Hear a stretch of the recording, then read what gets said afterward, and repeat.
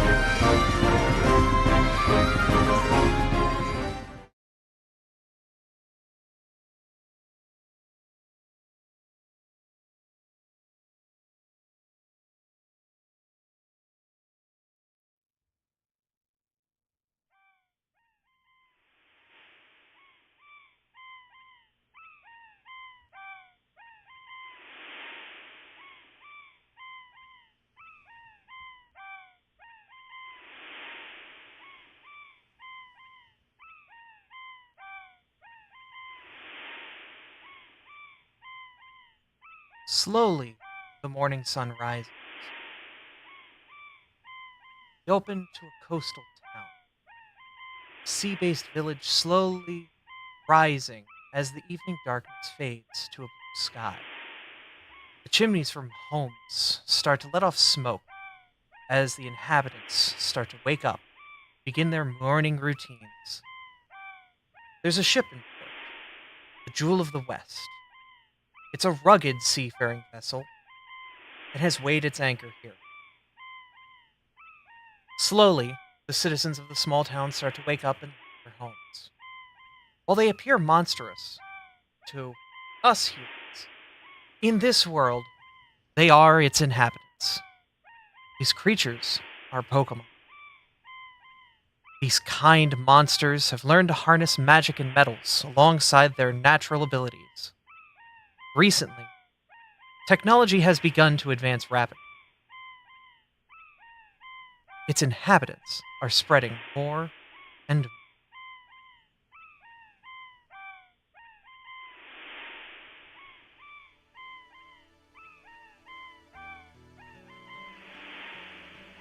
We open to a tall castle. It is the home of the Twilight Brigade, a team of explorers that work for this region, assisting in all of its local and continent-wide tasks. At its front door would stand a knight in shining armor.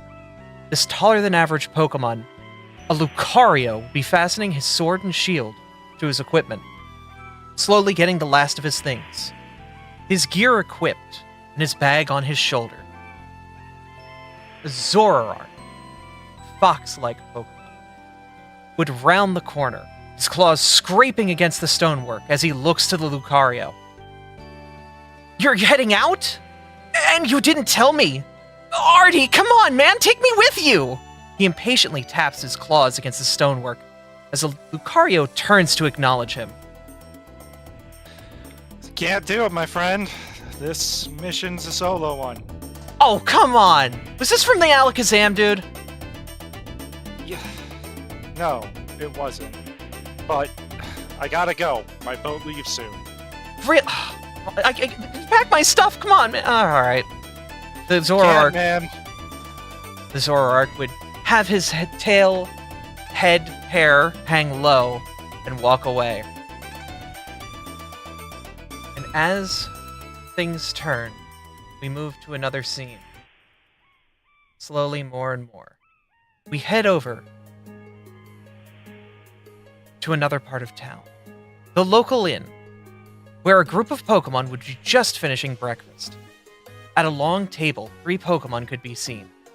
A purple hammer-wielding creature is sat at one end of the table. Next to them is a small white shrew holding a book before his eyes. On his stomach rests a large scar, just appearing underneath the cozy clothes he wore. The last Pokemon was a regal professor that appears to be a living pile of lava. His works speak from a historied knowledge of questionable origin. The 3 are deep in conversation, getting ready to head out.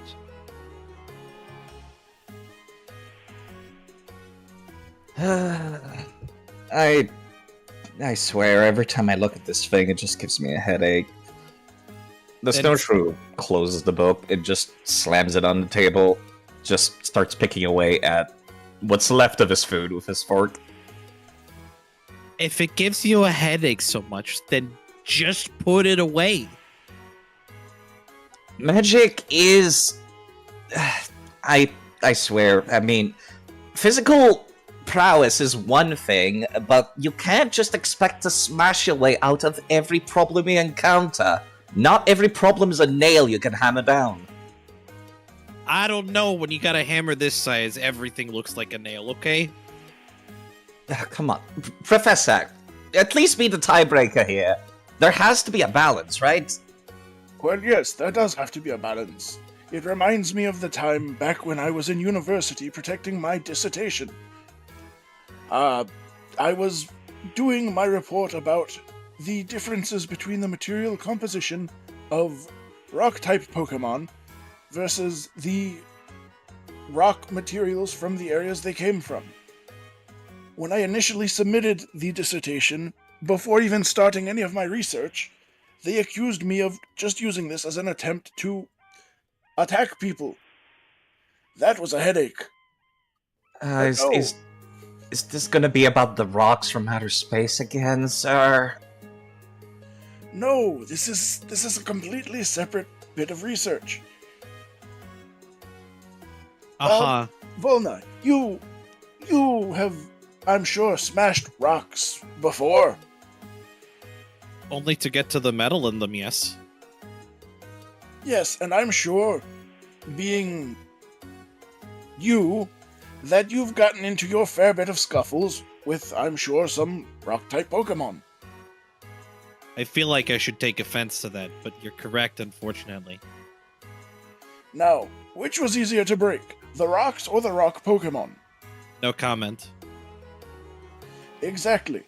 Now, my research was trying to find what makes the rock-type Pokemon different from the rocks in the areas in which they live. Like I said, people were accusing me of trying to use it to just harm rock Pokemon. However, I made my case that I was just doing physical examinations. Professor, Yes. I'm not exactly the sharpest tool in the toolbox. However, I feel like there's a very clear difference between a random round rock that you find on a mountainside and a similar looking rock that has arms and a face. Yes, but how many times have you gone mining, breaking rocks, and accidentally confused a sleeping Geodude for an ordinary rock? More times than I would care to admit. It's made for some very awkward apology letters I've had to write. It depends on how in the zone I am. Exactly. And with an ordinary rock, smashing it, it's just simple.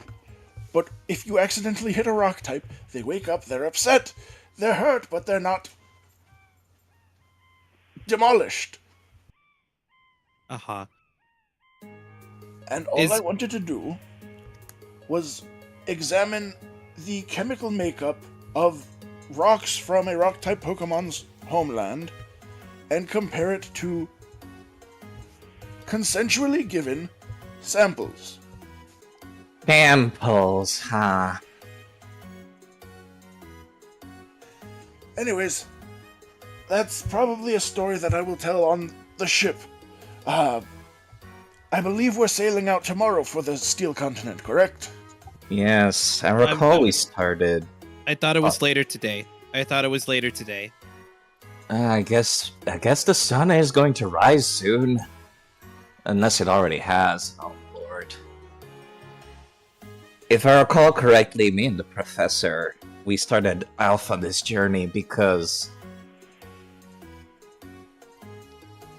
the two of us wanted to examine the same kind of rocks that is apparently quite prominent on the continent of Steel. Specifically, Topta kind of reaches behind him to his backpack, which has, well, it's a barrel, honestly, with a strap attached to it, and pulls out a slab of something that looks like granite, but is extremely lightweight, and pushes over, like, plates and cutlery, and just peers over at it. This stuff is able to float for some reason.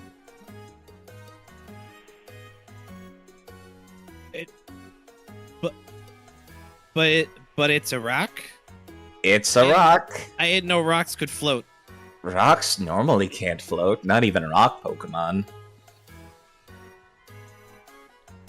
It was part of some old ruins, and, well, nobody really knew where it came from until the professor showed up in town, right? And you said you recognized the material? I mean, vaguely, through secondhand reports. Yeah. I figured going there with an expert was the smartest decision. Makes sense to me.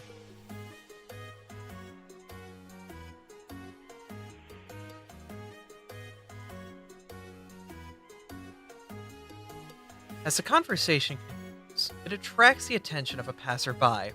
The small bug seems to overhear the conversation as relevant to her, and crawls over to the table. This proud venipede sits down at the table with a pistol on her hip and a bow in her left antenna. Her excitement is brimming as she joins the conversation. Now what's this I hear about an adventure?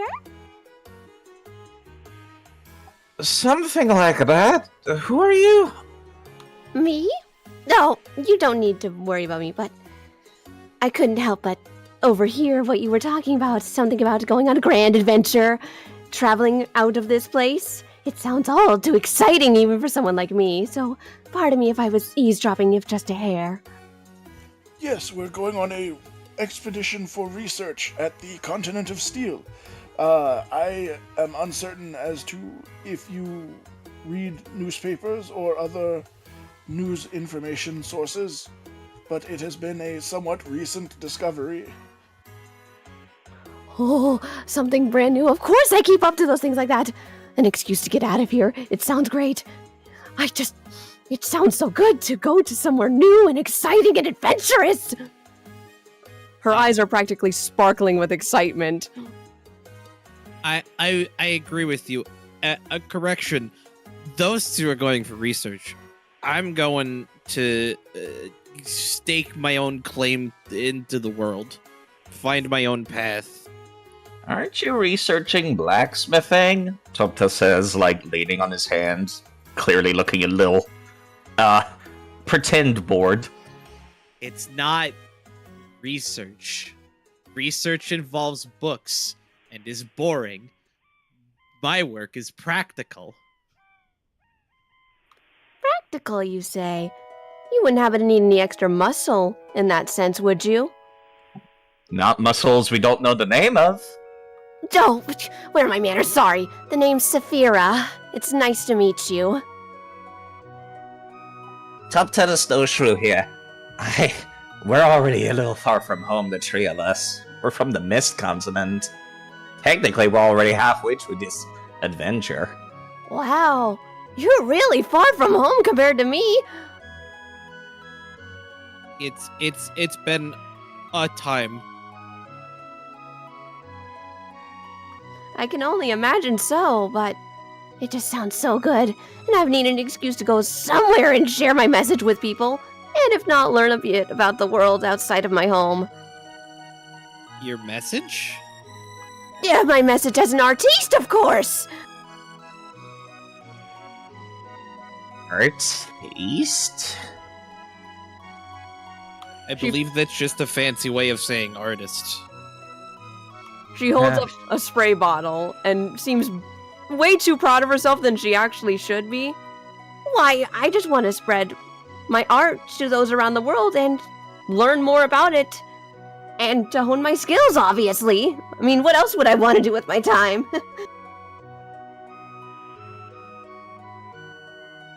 I don't know about the two of you. She seems kind of young and...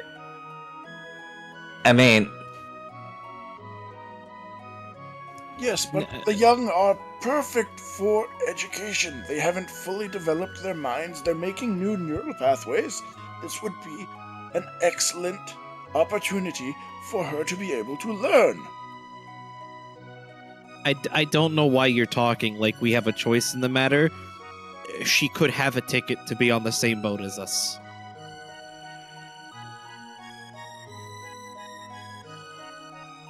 She's just looking at all of you a little too excited, as if she's begging to come along with you. Well... Can you afford the boat ticket, or do you already have one? I can easily afford the boat ticket. No worries about that.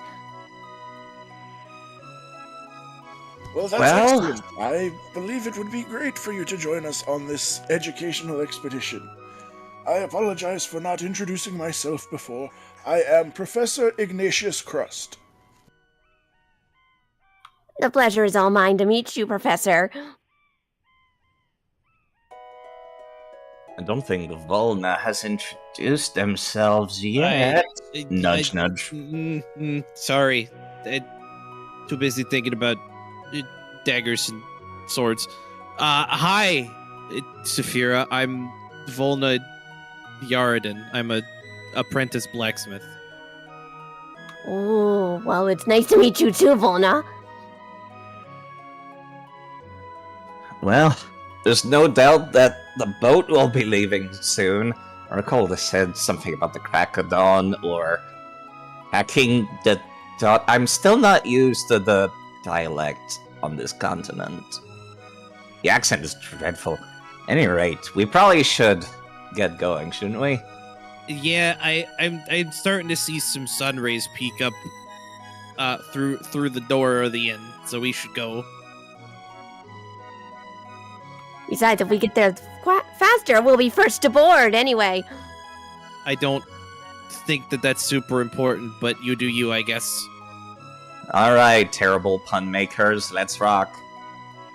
And with that, we go back to the Jewel of the West. Captain Saffron walks onto the deck. She's an old turtle, with a patch on her eye and scars covering every inch of her head and shell. Her flippers take their time as she ascends up plank by plank to her ship, which looks over the town. She huffs a bit and rubs her nose. Ah, the Jewel of the West! My pride and joy. She runs her hands along the ship and leans over to look at the Primarina carved on the bow. One last journey across the sea. Then we rest, she says. She walks over to the wheel and softly caresses it for a moment as she gazes out to the town. She leaves a heavy exhale before walking down to the side of the ship. She grabs a rope and pulls it hard, ringing a bell on the ship, calling out to all in town that the ship is getting ready to sail.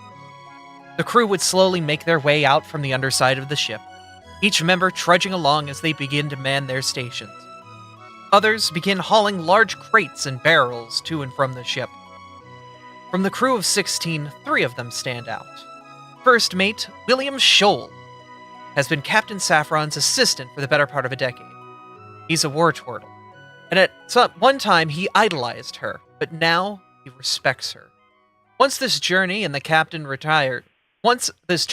and the captain retires, he plans to buy a ship of his own.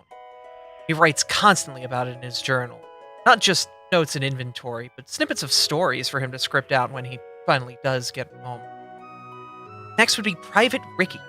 He's a young sailor in a poniard.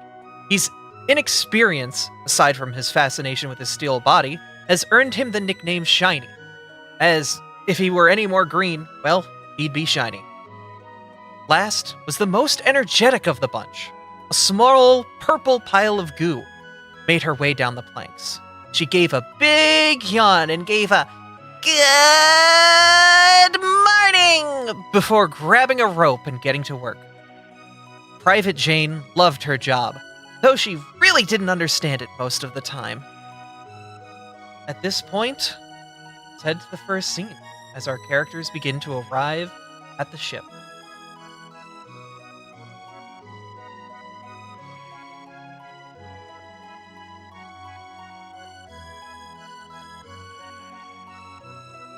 It is the crack of dawn.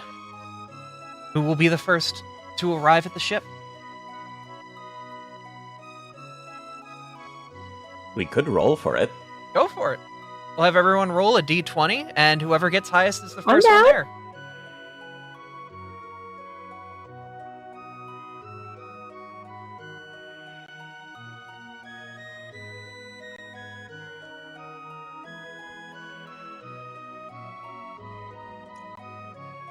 It's pretty clear Toby and Ignatius and Volna are very unhurried in their approach. So Saphira would be the I'm a first. snail, what can I say?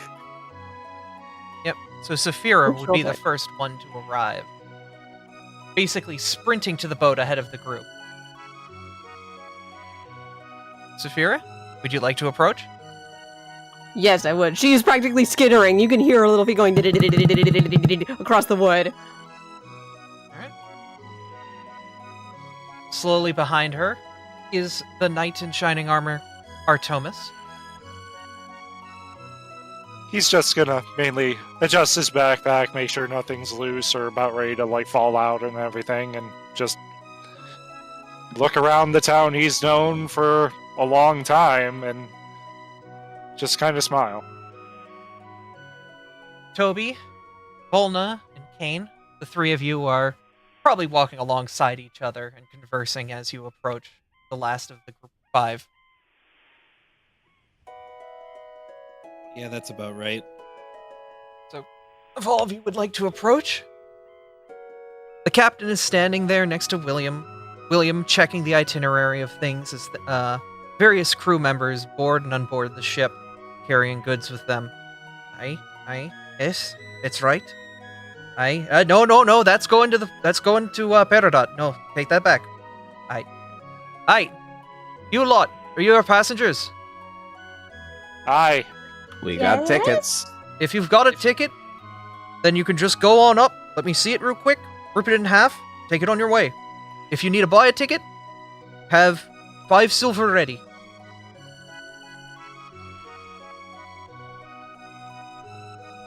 Here's mine. You know, the usual. Not my first rodeo. He rips it and hands you half. Thank you kindly. Wow, There you you're go. tall. Thank you. Hi. Little starry-eyed, aren't you? Is this Yeah. your first time leaving home? Not my first time, but definitely my first time so far away. Pleasure to meet your acquaintance. Dopta, snowshoe! And you can see him, like, slugging over a weapon over his shoulder and handing a paw up very high up. Completely Artie at that point will smile and just kind of kneel down a bit, shaking your hand. completely unintimidated by the taller person. Wow. Well, it's my first time leaving, so this could be so exciting!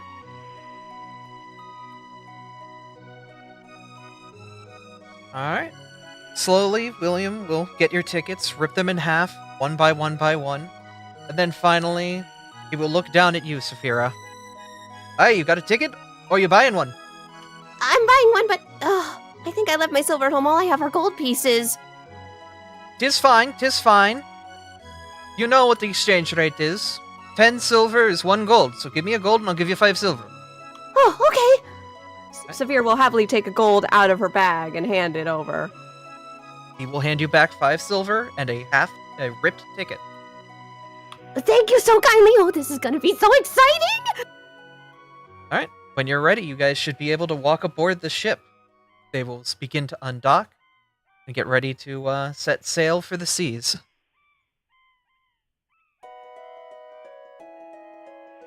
As Artie's walking behind the Tinkaton, he's just gonna kind of blink at the size of the hammer as this little thing is carrying it strapped to its back. How the hell does something so small wield something so large? Very carefully. You should see how they get it through doors. I don't want to question that. Very, very carefully. Hey. Tell me not to get on her bad side. The captain will call up as you all slowly get aboard the ship. Aye, we're about to weigh anchor and get out of here. If you've got anyone you want to say goodbye to, do it now. Aye, we be setting sail in 5 minutes. She will slowly start to make her way up the bow of the ship. Her crew very patiently waiting behind her, all except for the Gumi.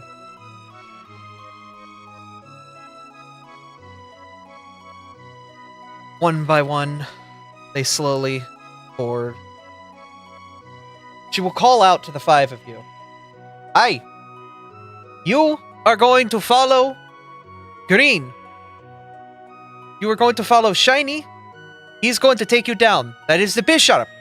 He's going to take you down to the bottom deck, give you a tour of what's going on after we have left, and everything is set for our sail. I need you guys to listen to everything he says, because this is going to be a month-long journey. I have no idea where my accent went. Lost in the sauce. It's An fine. attempt was made. It was. Pretty It was. Pretty sure that's a poniard, not a bisharp, but okay. Okay. Well, you're gonna listen. You're gonna listen to everything he says. You're gonna make sure you follow what he needs you to do, and you do not disobey him, or else you're going to walk the plank. Got it? Aye, aye, Captain. All right. The crew will begin to undock the ship as you watch the many wingull, magikarp, even the stranger fish, the bruxish, the tentacruel, and even a trio of heads from the shoreline longfully gazing out as you begin your travels onto the sea. Stop the music. Get onto the sea. There it is. Move to the ship. Alright, so we are using Foundry as the basis of our viewable range for our players. For those of you guys who are listening and not watching, the ship has multiple levels, and we may be referencing that multiple times as we go through this. For those of you guys that are watching, you're going to see some really cool tech here, as you'll be able to see the various levels of the ship, and players will be able to walk to certain points to ascend and descend certain levels of the ship. It makes it a 3D map, even though it is just 2D layers. We're playing around with this feature to see how it works. Hopefully, it's all good. You guys should have an interesting time. Alright, so you guys on the deck of the ship, if you walk to the iron grates on the sides, you should see your tokens immediately disappear to the lower levels.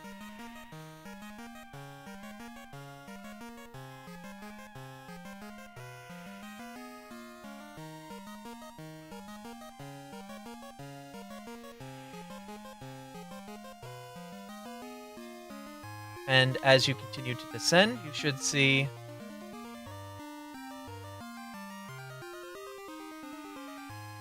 more and more.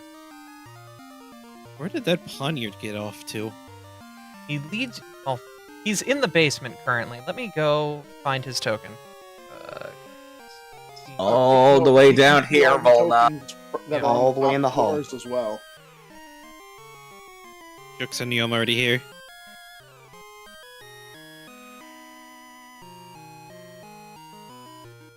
We're still learning a lot about this system, so. I am having a hard time actually controlling my token. I just used the arrow keys. That works, I guess. It's a lot easier. Yeah, I didn't know that, sorry. We're at the bottom of the ship. If you all would like to gather in this room.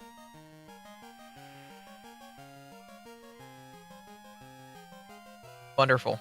The Poniard would begin to explain. But, we are at the bottom of the ship. The air is dense. Being below sea level here, there's just something lively about the atmosphere here. It could be that it's the food that was prepared in the kitchen. As one steps off the stairs, the tables are the most obvious thing catching your eyes. Between mealtimes, this is where the crew take breaks and relax, eat a snack, play cards. The lighting was bright, adding just how pleasant this area of the ship felt. And all the smells of food coming from the opposite side of the stairwell, the kitchen that you walk through. Whoever was hired to cook for the ship knew what they were doing. There was enough to convince anyone that they could sign up for service making seafood for weeks. The brig, however, that he leads you into is at the bottom of the ship. The density around the water seems to deaden the air as you get into the storage room. It's clean, albeit rather wet, and there are some storage crates around the room as well. The Poniard begins to speak. Well, so this is the storage room. Everything in here shouldn't be touched, or else the captain's gonna get mad. So basically everything here is going to the cotton and steel. Don't take anything unless it's an emergency. As he speaks, you can definitely tell the lack of nose isn't helping. But you hear the bell ringing on the ship. Oh, well, I think that's... Well, the Captain needs me, I think. I'll be back in a second, okay? And he will quickly make his way out. Opposite of you guys, you see Agumi, just kind of vibing. You have a moment to look around the room. Would anyone like to roll perception? Yeah. Don't see why not.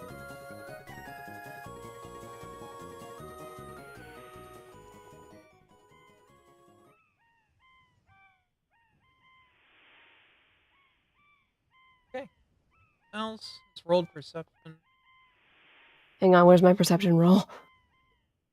Of course, the three amigos all rolled the same. We all shared brain cell, including the eyeballs.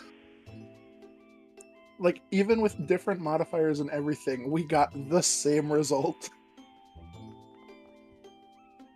Oh. The hell of a perception check. It's telling me there's no active encounter. When you try to roll perception? Yeah. Are you trying Go to... on. You click on the thing above it. Underneath it. You're probably clicking on initiative, Artie. No, I'm not. Huh. I can take a look and see what it is. Man, I you would can make... also you should be able to roll for him if you Yeah, can't there it figure is. out. I rolled for it. Okay. So, I will remind everybody, this is Pathfinder. Your rolls, everyone starts with a free reroll, unless you're side, in which point you have 2 rerolls because you made some very good quips last night. This reroll can be used at any time to reroll any... Oh, die. there's my actual roll. Sorry. Okay. Alright. So, Artie. Yep. Alright. So, making sure everything's good here.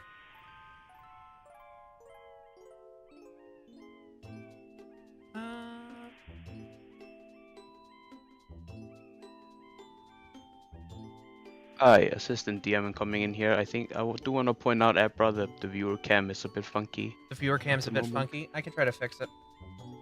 Like, you can see tokens that aren't supposed to be there. Oh, Uh, it's doing some weird layering thing. 1 second. We are Yeah. definitely playing Yeah. around with this module, so let me go find where the viewer camera token is and try to Yes. fix that for you guys really quick. It's the same on the player side too. Is it? Okay. Why is it being weird about this? 1 second. We are also testing things, and this is our session 0. So there is a little bit of play here in us trying to figure out what everything This is the time to get kerfuffles. Yeah, this is the time for us to figure out a lot of stuff when it comes to the tech and whether or not we're going to use it. But it does add to the fun here. Boy, I really wish I knew where the players. All right, cameraman token. Come down here. All right, did that fix it? No, let me have the camera token walk upstairs. That resolved that.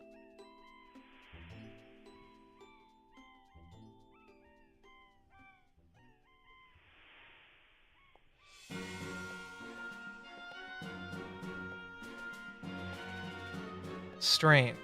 Okay.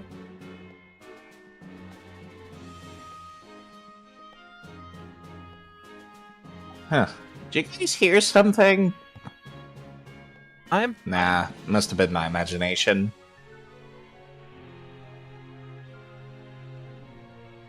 actually trying to find where this token is. Hold up. Might have to... I imagine it doesn't help that it's invisible. Yeah, I might have to make it something real quick. Just so I can figure out where this token is, because that's the problem, is the player vision lives off of this token. So it makes it difficult to make sure it's on the right... Yeah. What are the black-robed creatures? Those are random NPCs. They're basically just non-consequential NPCs that are here for fluff. Alright, I've made the token Bulbasaur. Do you see a Bulbasaur anywhere? Not on this lowest level, no. Yeah. But you also may have to delete the token that's there and then pull out the new one. I'm looking for it. Where'd it go? Yep, I do apologize. We are trying to figure out the tech here a little bit, so enjoy C music while I figure out where the camera went. Can I...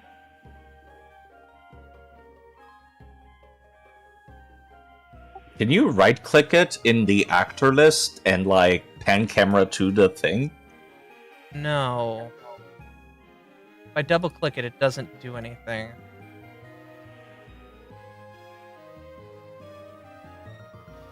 I mean, right-click.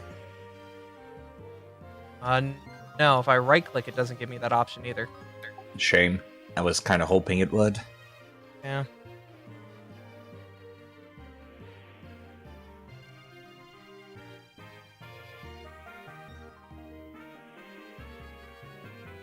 I have no idea where it went. Can you drag in a new one? That's what I tried to do. I get rid of the layers thing.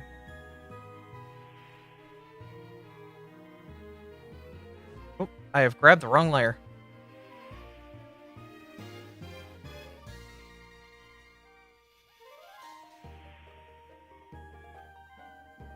Where did the player...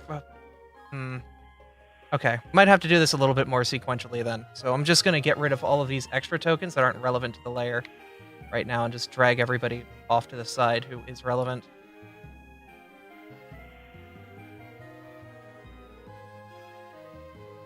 I think we can Theater of the Mind it for random NPCs, if you tell us there's people here.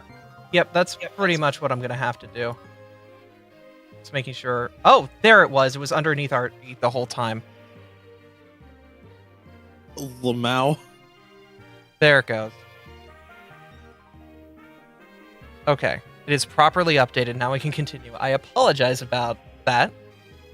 It was working fine in test, as they say.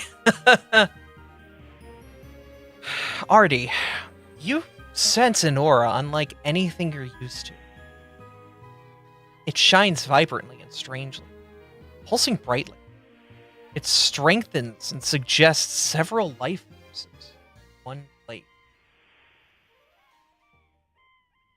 Artie's just gonna kind of close his eyes a moment and try to focus on that. Its strength suggests several life forces are in one place as well. Make sure I'm at the right point. But even stranger still is the way it knots and rolls in on itself. A tangle of confusing emotions boiling across the surface. You can just make out regret, sadness, happiness, contentedness, and impatience. All of them fleeting. For the surface area, the surface of the aura is bubbling with so much, it makes it hard to look at. Sass, your small size allows you to look around at certain places. And in the corner of the room, you find behind the boxes a Typhlosion. Well, that's definitely not something that I was expecting to find in here.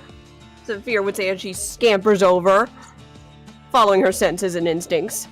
Artie's eyes open immediately as he watches where she goes. That's a whole man. That is a whole man. If you haven't done anything else to introduce yourselves, which you haven't, I'm gonna run. He's gonna bolt right now. Artie's Also, hello. right in front of the door. I don't think you can go anywhere. Hello? You could tumble through. I can tumble through. Hey, whoa, we're not gonna hurt you or anything. I just didn't notice you up until now. We mean no harm to you. The Gumi in the back of the room is vibrating happily. Hello, friend! Wait, are you telling me that, like, people is something you transport along with your cargo, but, like, not passenger cargo? I don't know if it's that or if they're a stowaway. Captain said don't ask questions! Okay, then never mind. Yeah, okay.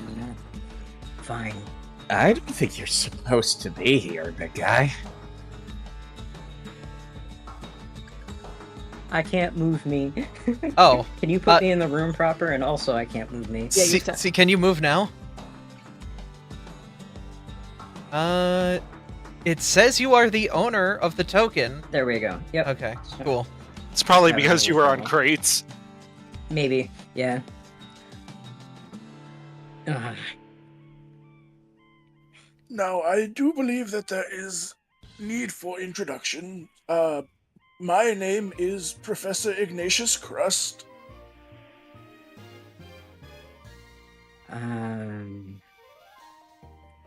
I'm Artemis. He's gonna hold out his paw. You can call me Amber, I suppose. I don't suppose that's the name on your ticket, is it? Toby peeps up from behind everybody else. An excellent question. Do you have a ticket? If not, I do have some spare silver. I could go talk to the captain and facilitate the acquisition of a ticket. I don't think that we should judge they were a stowaway by the fact that they were hidden behind a bunch of crates. We should let them speak. Let them defend themselves, or tell us why they're here. I'm here on my own business, but I'm sure if you take it to the captain... I don't see any reason to, for the moment. Let's just say I'm here in her good graces. Her good graces. The captains, I presume? Mm-hmm. That's what I figured. I'll take your word on it. I see no reason to distrust you. Gumi erratically buzzes around all of your feet. New friends, new friends, new friends, new friends! Yay! Who is this little guy? Private Jane! Well, it's I'm nice to sorry, meet could you. repeat that? I'd shake your hands, but I don't have them yet.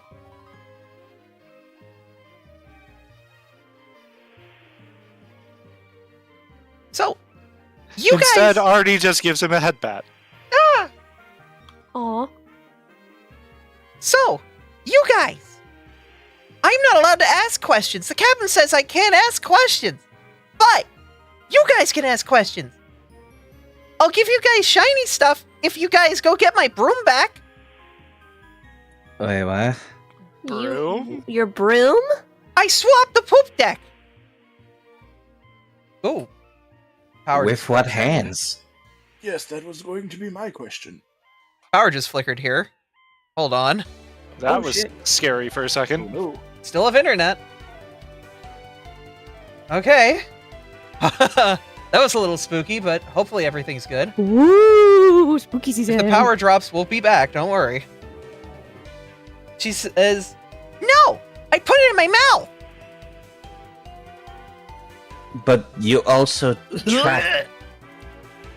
I'm assuming the handle goes in their mouth. Yeah! What did Wow. you think? But I still hope you clean it before you use it every time. My mouth? The broom. Both! Well, yes, oral hygiene is very important.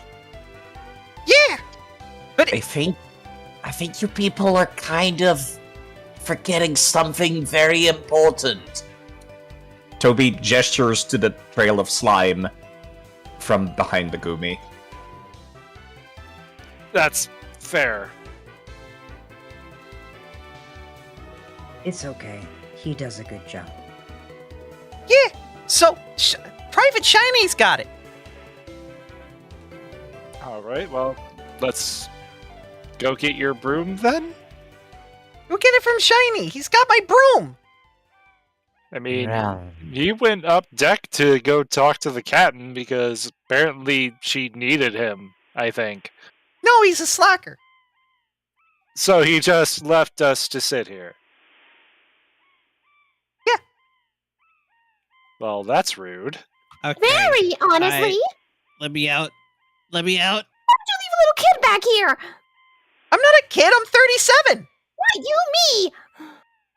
Dragon Pokemon age very slowly. As Artie's walking, he's just gonna kind of look around, see if he sees a broom or a mop or anything. The kitchen is kept quite clean and wonderful. You guys smell and see the wondrous foods all around. And you know that the crates here are obviously for use. Lots of berries, lots of fruits, but a lot of bread and a lot of rum. I hope you like that, because it's going to be your diet for the next month. This is fine. Well, it's a good thing I know how to cook. This would be a horribly dull voyage otherwise. Alright, you guys should be able to walk upstairs.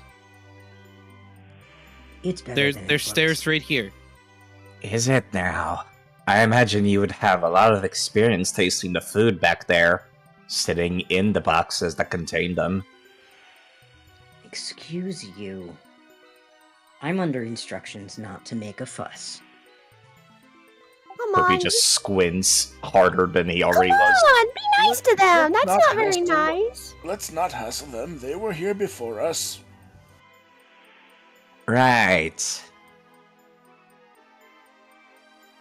To be clear, I was behind the boxes, not in the boxes. Yes, you were not in a box. You were in a little box fort you had made for yourself. Boxport. So Where you were, the you heck were in your did own little this area. Poniard go? Where the heck did everybody go? I think the layers are broken, Abby, because I see all tokens right now. Okay, what layer are you on right now? Yeah, the layer map might be screwed up. Hold up. Okay, now are you in the second level? Yes, I am. Okay, you see the poniard. Yes, I do. Okay, I think Artie might also be broken if you don't see them. I see him. Artie, do you see every layer? I see the ponyard now. Okay, everything. I had to go up and down in order for me to see him, though. Alright, yeah, this is still very beta, so we probably won't do many multi-level maps in the near future until we figure out what's going on here better.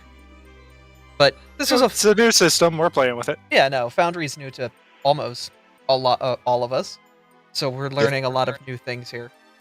If they're small enough, you can probably just have multiple maps instead of actual levels. That's what we were going to do on Roll20.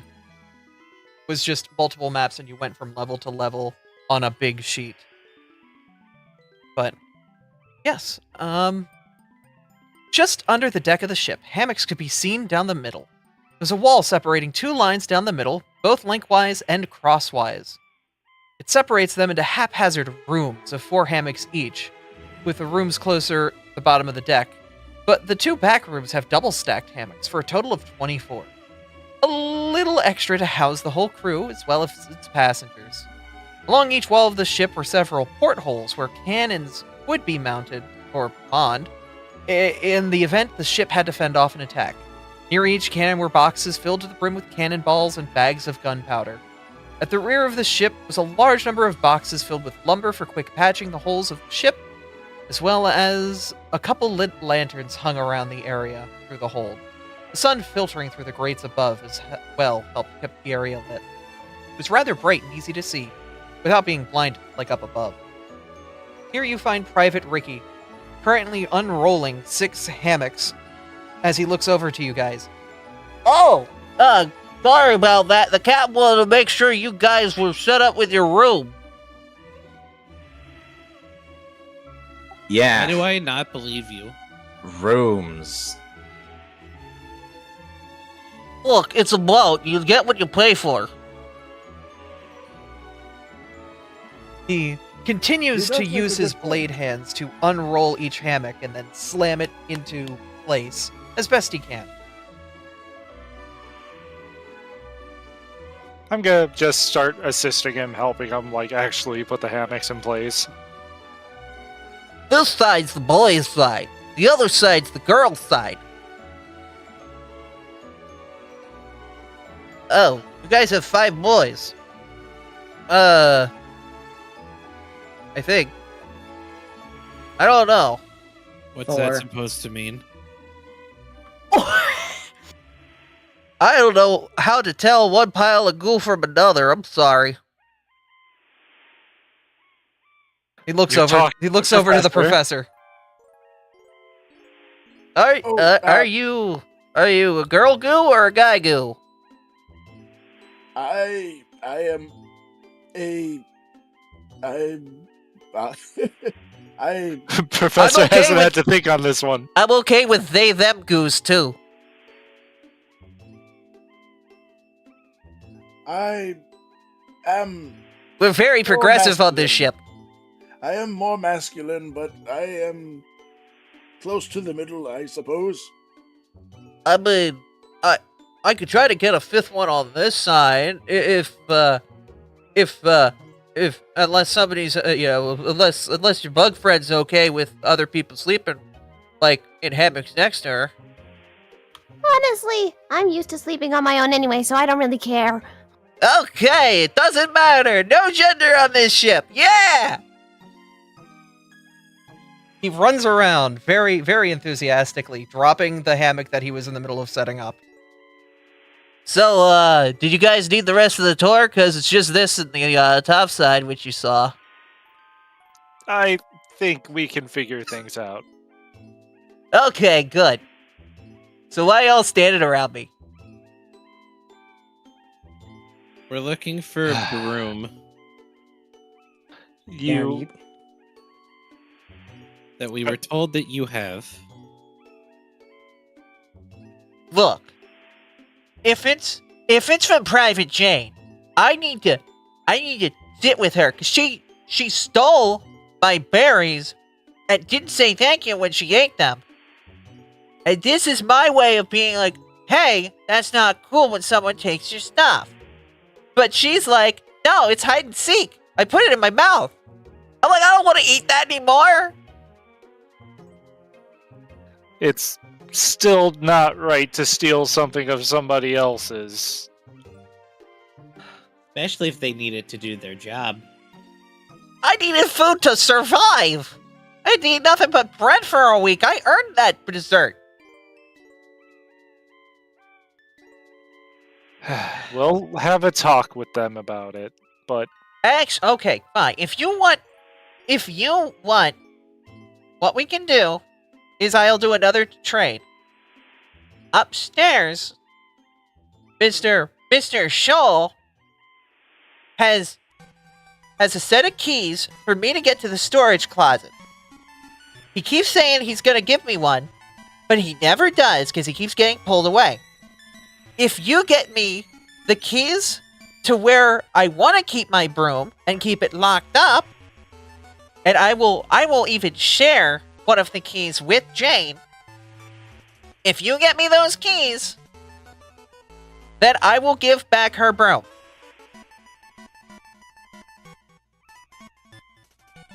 But how do we know that you actually have authorization to do that? If you talk to William Scholl, he'll say, yeah, I just never copied the keys. Try to blow some steam up your, I don't know if all of you have that, but whatever. But, you know, he's gonna pass it off because he's busy writing in his book. Okay. Just get him to the point where he gives you the keys. I don't care what you do. You can take them, you can trade them. I don't care. Just, I would like access to the storage crate. I'll give Private Jane access. Doesn't matter. You get me the keys, I'll give you the broom.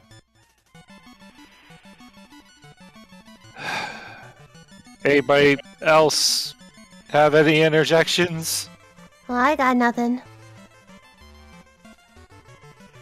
Hello. Oh, This is the least tight ship I've ever seen being run. I'm kind of... I would be exasperated if I wasn't impressed. well, let's go get the keys then, I suppose. You make sacrifices to get on the genderless cruise. You know what? You make a very Okay. fair point. This is me being Pathfinder dumb. I'm trying. I'm learning the system. It's fine. Which thing do I use to tell if he's lying? I believe that's perception. Yeah, that's just perception. Yeah. Okay. Can I do that? Go for it. You are all free to roll things if you ask. May I join in the perception rolling? You are free to roll. I'll sit back on this one. That is the dirtiest of 20s. That is a very dirty 20, Mizu! I am finding it. Hang on. It's called sense motive. It's an actual action. Oh.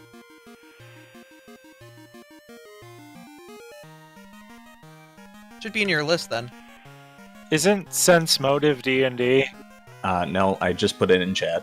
It was a separate skill in D&D. Oh, it's an actual action now. Yep. How do I find it on my sheet? I'm sorry. It's not on your sheet. You rarely just roll perception anyway. Yeah, it's just perception. Yeah, It goes against the the deception. GM rolls the perception for you. Okay. That is... that roll. Let me see what his DC is. Boy, he really doesn't have any... Okay, you both can tell that he's not lying. Mizu, with your 20, yeah, you're pretty sure he's telling the truth.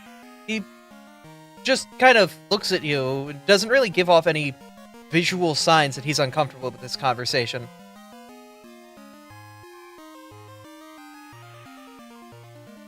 He's very relaxed right now. He seems like he's not lying at all. I think they're idiots. I don't think they're lying. Yep, you got it! Oh, okay. At least you admit it, I guess. I'm just gonna go upstairs.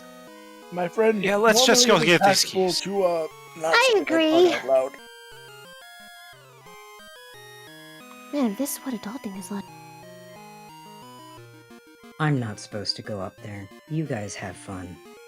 Are you sure you're supposed to be on the ship? You can ask the captain if you care that much. I still trust you, but at the same time, I don't know what you're on about. Well, we will see you in a minute then, friend. Yes, friend!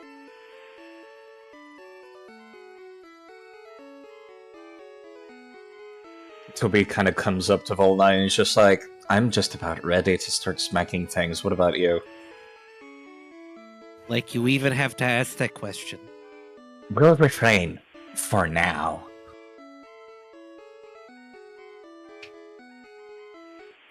I was going to say that Professor Crust was going to approach the captain, but the captain vanished. Because No, the captain's the not on the captain's- deck of the The ship. captain's in the captain's quarters right now.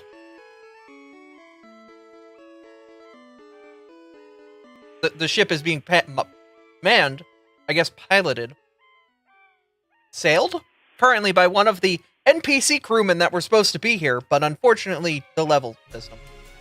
The term is helmed. Thank There you, you go. Senna.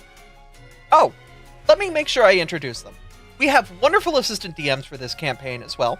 As we kind of get into the normal flow of the campaign, I want to make sure they're properly introduced. We have Lola and Senna, who have been assisting with the immense amount of writing that goes into making a campaign. Connie has been assisting with art, as well as some story writing. Font has been assisting with art and some story writing.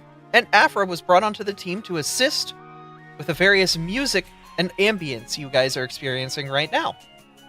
So we just want to make sure we give them a little bit of credit, because they are wonderful friends. We love our assistant DMs. Yep. For those of you guys watching the stream, you guys can see them up at the top right. They are represented here if they're in the call. You'll hear them speak. But for those of you guys who are listening and not watching, you'll hear them pipe in from time to time to assist with certain technology or technology, terminology, scenes, things of the like. And of course, we have our 6 wonderful players in front of us. We've got Artomis, Nizu, Sass, Kane, Side, and Ferris. Hello. Hello. Hi. They're also wonderful as we kind of get them set sail here. I'm low. All right. So, William Scholl appears to be inspecting one of the topside cannons as you all approach. The salty sea spray, the blinding sun up above. This was certainly a sea herdier's life. There were 2 masts along with holding the large sails that drove the ship. The one in the middle and the one closer to the bow. The lines of the rigging of the mast and down the sides made it appear much more claustrophobic than it was, with all the spiderwebbing rope and ratata lines. There were 4 large cannons, 2 on either side of the ship, tied down, waiting for the time to be used, but were otherwise polished and pristine in the sunlight. Up the set of stairs on either side of the ship, at the stern, was the poop deck, where the helmsman would steer the ship, and the captain would observe the ship and bark out orders. Yes, there also were doors between those stairs, which led to the captain's quarters. Amidst the ship, on the other side, were 2 metal grates with square holes that were solid enough to walk on.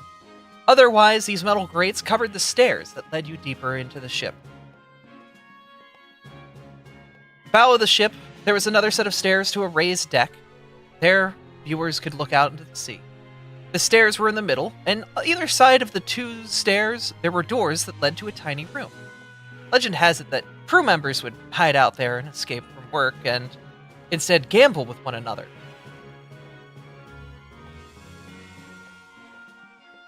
So, Scholl is currently inspecting one of the topside cannons, writing out notes in his book, as he looks over to you. Ah, the passengers. It's a pleasure to meet you. Good day to you, sir. And I've got your names in my ledger, but do you have any nicknames or anything you'd love to be called by? You can call me Artie, but Artomis is fine as well. Easy to remember. Just Volna. All right. Toby. Nobody can pronounce my family name. I prefer to just be called Saphira. I know, I wrote your name with eyes in it, and I don't even think there are any eyes with it. Looked at Toby. Correct. Anyway, what can I do you for? So, we heard you possibly have a set of keys that Green is supposed to have? Shiny. Shiny, Green, yeah. shiny. Yes, the They green called one. him Green shiny. earlier. Yeah, yes. His name, well, he has a name, but everyone on the ship just calls him Shiny. But, yeah. He wants the keys to the storage box. But, Yeah, that was it. okay. Technically, he does have permission to go there, but I keep the keys on me because I want to keep inventory of what's going in and out. If I give him the keys, he's just going to go in and out constantly. And I hate the loss of accurate inventory. That's fair. So, that's why I've been resilient on giving him the keys. He hasn't really earned his ability to use those keys, per se. Even though, technically, yes, the captain gave orders for it, I know that actually giving him those would only result in disaster for my meticulous inventory. But it was What? captain's orders. It was captain's orders. This really is the least tight ship I've ever seen being run. Wow. To be fair, our crew isn't what it used to be. We had better crew back in better days, but a lot of the crew, upon hearing we were going to the continent of steel, decided it was best to stay home this time round. Rumors there about pawns disappearing and ships getting lost at sea. It's a dangerous place, and, well, I think there are tons of good stories there. Our valuable crew didn't really think as much. So, We have a lot of young blood on the ship, let's put it like that. Danger, you say? I am the danger. But I know it's Dangerous. captain's orders. Okay. Here's what you can do for me, and I will give you the key. I just need a small favor. Alright. The captain tonight goes to bed at the first bell. She takes her dinner to her room, goes to bed. If you guys can just get the manifest that she has on her table, bring it to me, I compare it to what my manifest is, and put it back. That is all I need. And I will happily give you those keys.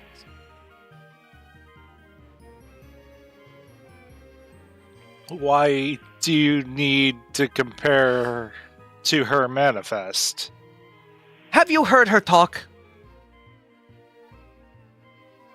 Yes. You know how her voice goes everywhere, and I don't know if she knows what her accent is. So, it's been very difficult trying to keep up with her, and she really doesn't like it when I'm following her around all day, going, "Is this what you meant? Is this what you meant? Is this what you meant?" Over and over and over and over again, because she can't figure out how she wants to talk.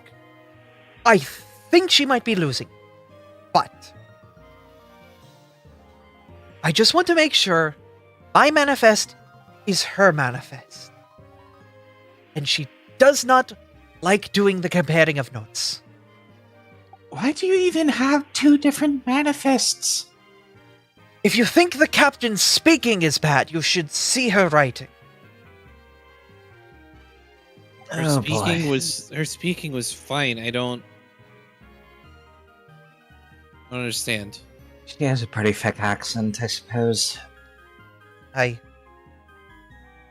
So, if you can just grab the manifest for a quarter of a second, I'll be outside the door, waiting for you guys. I just want to make sure her inventory is my inventory. Because I've been half running this ship. She may be the one at the wheel, but it is me who makes sure everything gets to where it needs to be. So, I just want to make sure we don't have something strange going on. And yes, I know that there is the Typhlosion downstairs.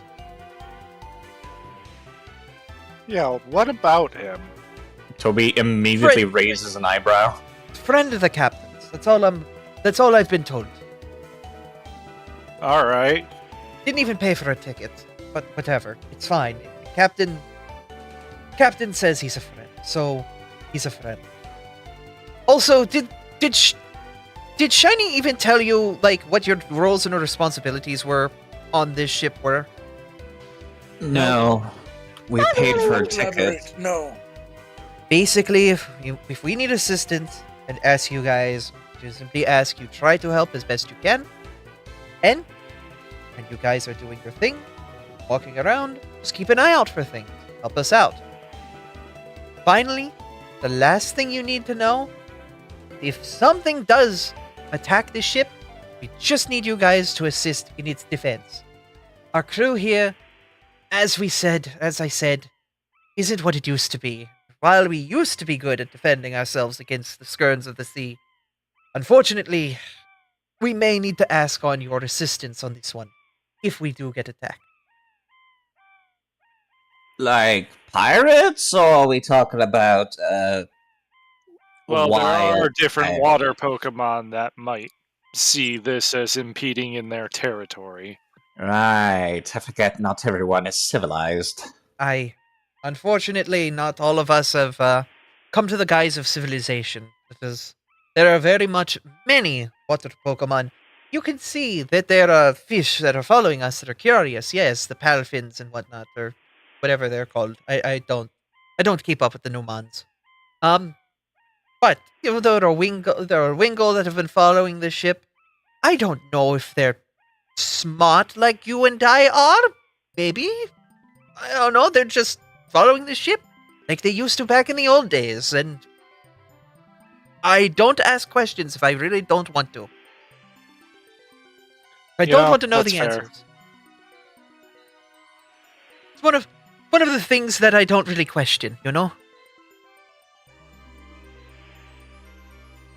Alright, so let me get this straight. You want us to, as the bell rings and she's going to get her dinner, go get her manifest, bring it out to you so you can compare manifests. Once you're done, we put it back before she returns with her dinner and retires for the evening? Aye. And then we get the key to the guy downstairs who can then give us a broom who we can then give to the Goomies so that they can swap the poop deck. Aye. Wait, Did- did Shiny steal the goddamn broom? Yes. Now you see what I mean when I said it's the least tightly run ship. The little bastard's very good at hiding things. Okay. Yes, because it sounds like it's going to solve a lot of other problems for me. I will be happy to assist you with it. Ugh. Alright. Dinner bell should be soon. And it should ring right after darkness. So your friend downstairs could join you if you want. Huh. Alright. Look, the captain can hide some things from me, but you can't hide a Typhlosion. No, Not- that one's not a bit for- difficult. Not for months at sea. Not with that attitude, you can't. So. He tried, okay, I saw that first.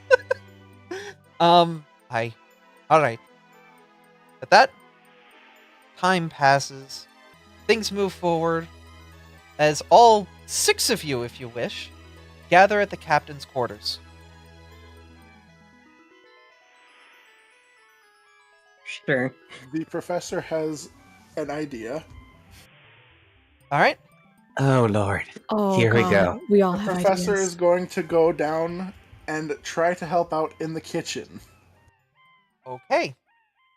What would you like to do in the kitchen, Professor?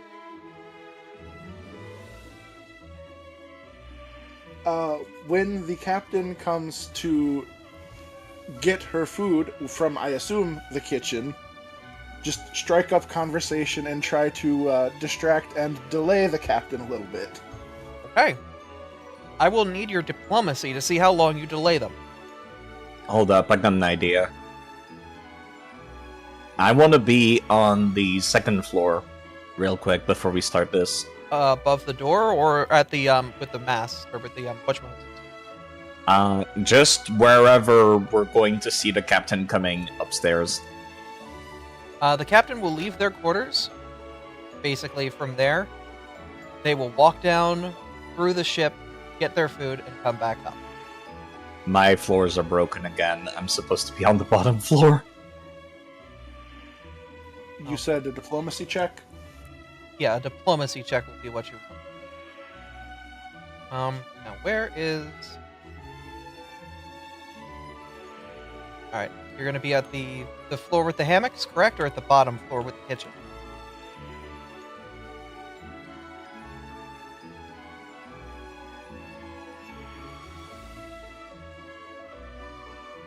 Viewer camera is having a hell of a time right now.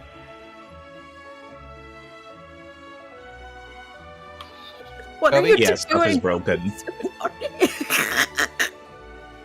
I wanted to say that I can't believe they're doing the fitness gram pacer test up there. I was gonna say I was going to use something to warn the others when it looks like the captain is starting to come back upstairs. Ah, okay. Okay. As the evening wanes on, you see the captain eventually leave their quarters and head up to man the ship for a while, taking a couple hours to do her thing as you pretend to idly pass time and assist on the ship. Finally, the sun begins to set on the horizon. She checks her compass and nods, putting it down next to the wheel for whoever else may need it throughout the night, locking it into place with a small padlock, before slowly making her way down the way of the ship She looks to the group. Aye. Good evening, y'all. Aye. Evening. Good to see things are going well here. William, everything good? Ship shape? Aye. Yeah. Aye. She slowly makes her way over. You're a tiny one to be riding on a ship this big. Do you think you can make the journey? I think I can. Even if it is my first journey, I can do it. Ah, good on ya. Got the heart of a sailor in ya. She'll nod slowly, and Ember make her way below the deck of the ship. Those boxes were useless, by the way. We tried. We did. She slowly makes her way down to the back door. Good evening. Good evening, you helping William with his inventory? Yeah, I was just taking a break to clean out this whistle of mine. It's... Don't let me keep you, pardon me. Have a nice evening. Huh? Aye, you have a nice evening. And once she has lost complete view from you guys topside, the mission begins. I do have an idea. Alright. I am very tiny, so if she does come back in, I can hide because I'm so little. You all forget I'm a Lucario. I can sense things. I know exactly where she is right now. Willing allies only, actually. Oh, is it willing? Oh, it is willing. Yep, I see it. Willing only. You Yep. can sense Okay. anyone with I can sense you. William looks on. She is the only one with the key to our quarters. Do you guys know a way in? Does anyone have thievery? Hold on a moment. Also, athletics would work if you wanted to break your way in. Well, they're both. I That don't sounds feel like that's a bad necessary. idea. It is Could up to I? you how you go Yes. through this situation.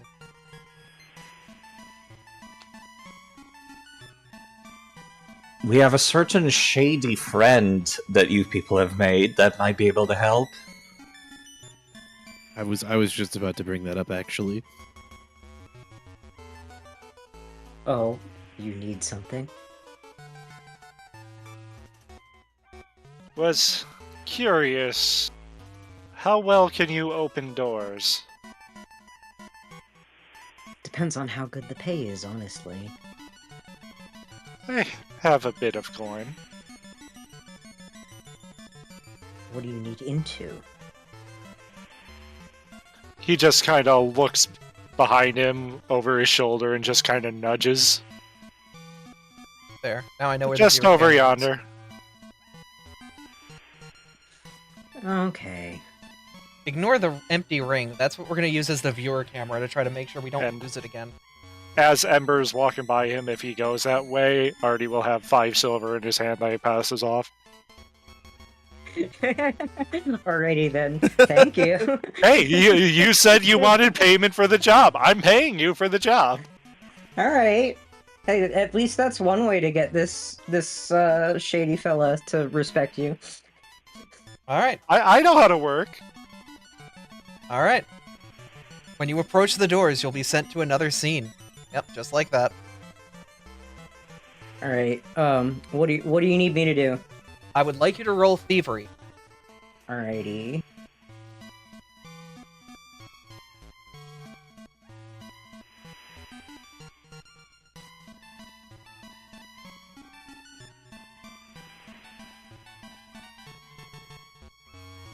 All right. Anyone else who would like to assist in lockpicking?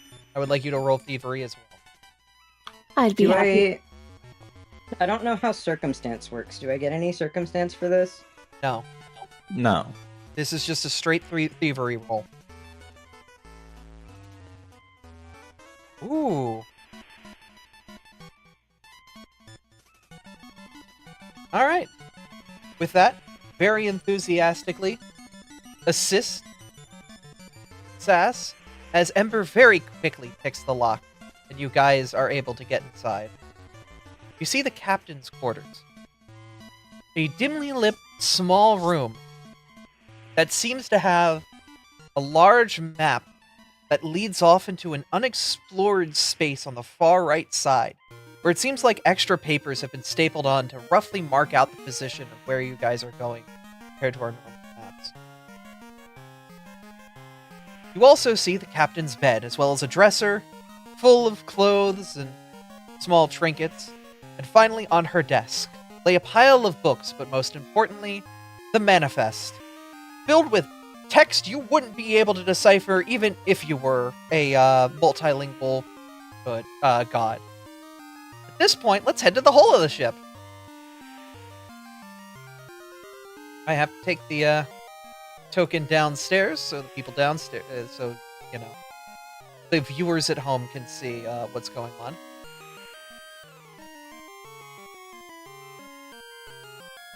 There you are. Perfect. All right. Downstairs. Oh, goodness. Okay. Come on. Is it... Okay. Nope, it's still showing everybody on every layer. Yeah. Man, that sucks, because it was looking good before. It was looking good, then it's broke. We will only acknowledge the 2 people in the kitchen right now. That is what we will do. Once again, people who are listening, don't worry about it. We're in the kitchen right now of the ship, the very bottom. As we go back to the bottom of the kitchen ship, we see the crew slowly finishing up a plate of food and handing, of course, the biggest servings and the best looking pieces to the captain. She holds her plate in her old shaky hands and starts to make her way back to the stairs. Captain, a moment if I may. Aye? There were a few minor questions I had about, conditions on the ship. What do you mean? Mainly, there was a person spotted in the storage area. That is personal business. Do not worry about it. No, I just, as a matter of concern, if they did not have a ticket, I was going to be willing to facilitate purchase. A matter of keeping your records correct. He's not on the manifest. Don't ask questions. You will begin to continue to walk. I would like you to roll diplomacy, as you've already done it. You have to go back and find it. I got a 16. Aye, then she will continue to walk towards the stairs.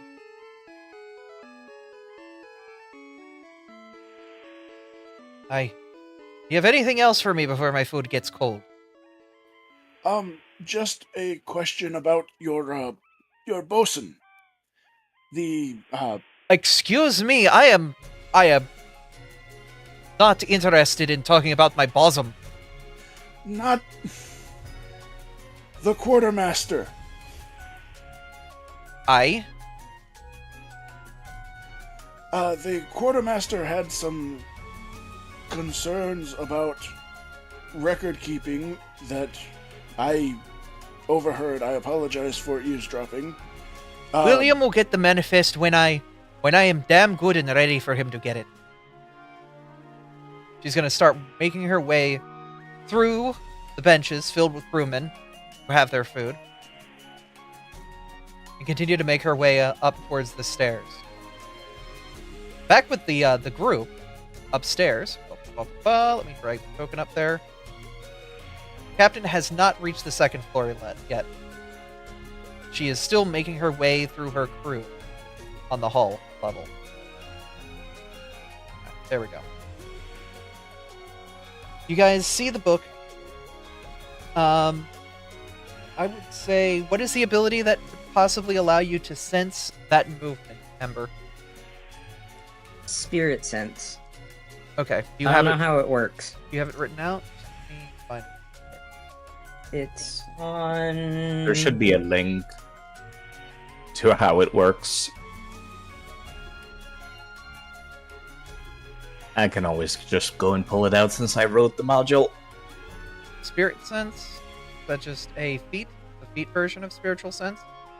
Gain a vague connection to the ethereal flame that allows you to notice spirits. While exploring but not searching, the GM rolls a secret check for you to find haunts that require searching. Is that the correct one?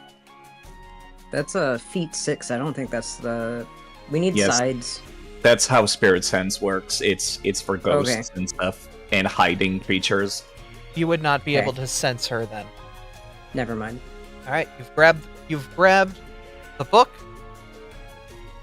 and you're returning it to William Scholl out the door on the deck. He quickly starts to look it over, and he starts comparing the notes. I would like you guys to roll a perception check. I'm What is that? for noticing the captain coming up or what? No, for those of you next to William Scholl, roll perception.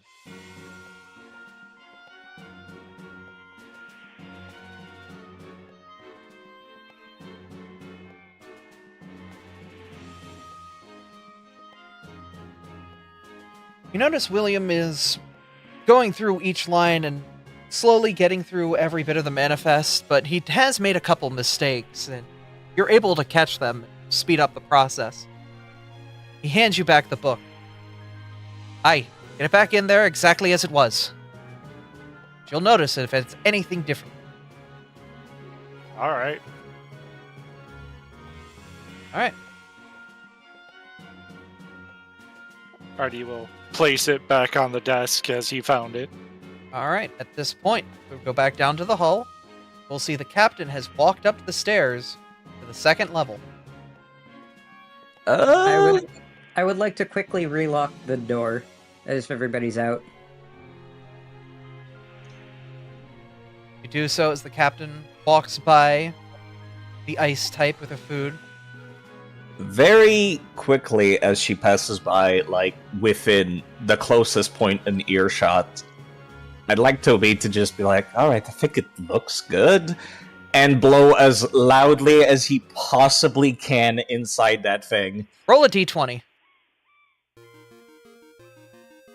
This is one I'm gonna laugh my ass off. You see her jump in place as the food falls off her plate. Oh, She looks over to you with a horrible glare before slowly turning to walk down the stairs. I'm sorry. She soon makes her way down, all the way back to the kitchen to get new food. And you see Private Jane walk over. Oh boy, floor food! And start to go at it. Just this once, I'm kind of glad you're here. Floor food's the best food! Yeah, nobody else wants it. Isn't that great? Yeah! Kane, you see her slowly glare at you. Your shrew friend should learn when the hell to blow his goddamn whistle. I heard. Yeah! I apologize for any trouble that may have caused. She will roughly toss her plate, the metal clanging in the sink, before getting a new plate, and slowly making her way back up the stairs. At this point, the door is fully locked, and everyone could disperse around it to resume pretending to act normal.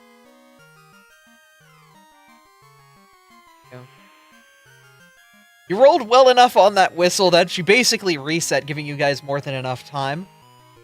But if that was a bad roll, she would have pulled out a gun and took a shot near you, just to be like, "Don't do that again."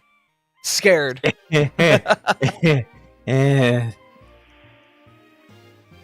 But no, you escape with just a glare from the captain. No aggression. Toby looks genuinely like he feels bad. Also, because you bought that extra time, thanks to you and the professor, she didn't notice you all crowded around her door as she comes back up to go to her room.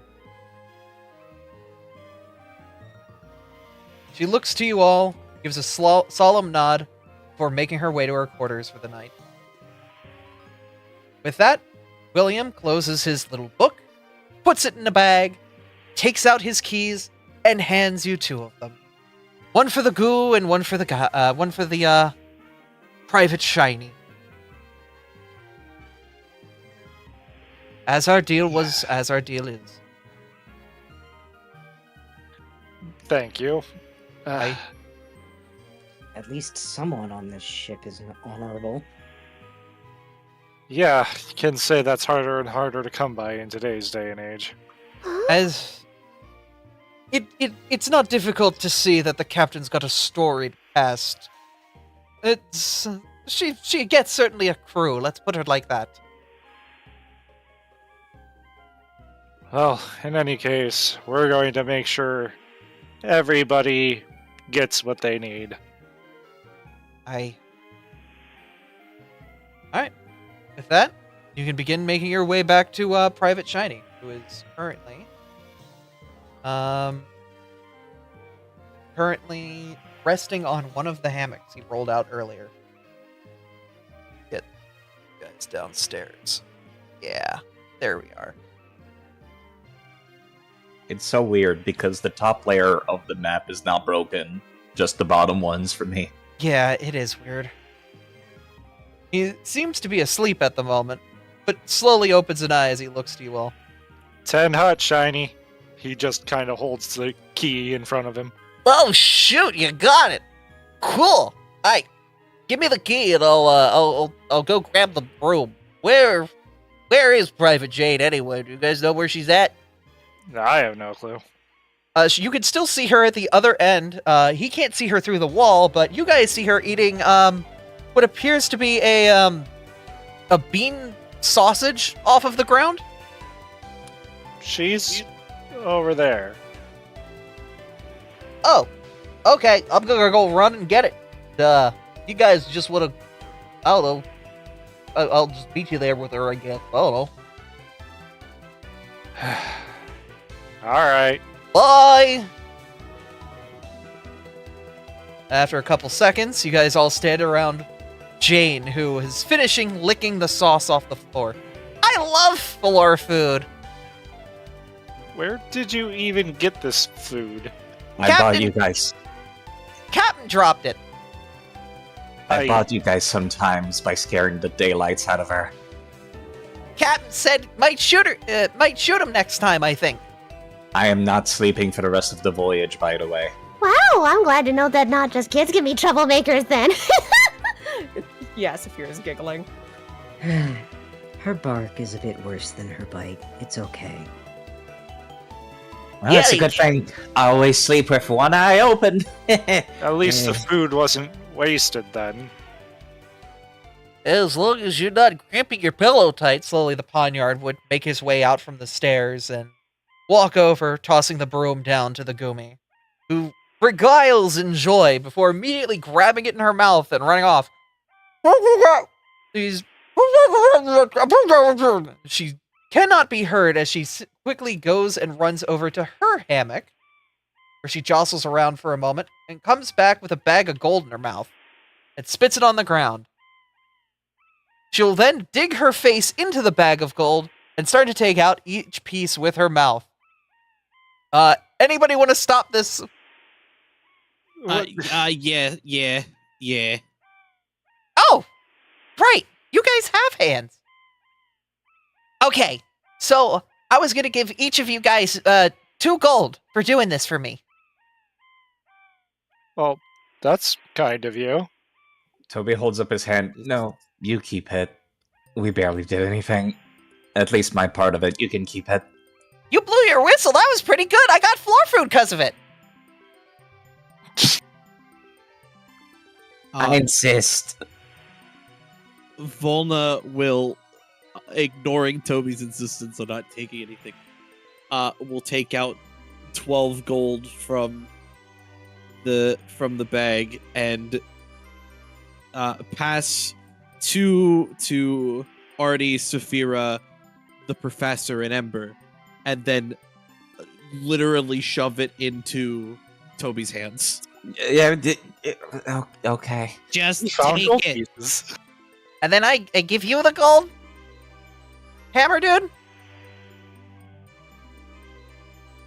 Sure. Okay.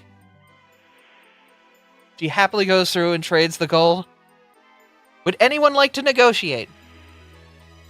I already feel bad taking anything for this. Negotiate? You can try to haggle for more. I'm not gonna Saphira's push it. happy. Saphira's happy with money. The I money will she gets. actively try to prevent people from taking more money from this poor creature. I would like to make a sleight of hand check. Okay, go for it. If anyone would like to contest it, I believe we would need it wouldn't be competing perception checks, would it? It would be we just need to beat their perception DC, which is your perception plus 10. I mean, are you trying to like pickpocket the creature or like what? No, I will explain in a hot second, but he's gonna do a sneaky. Okay, that would be sleight of hand doesn't exist, it would be thievery.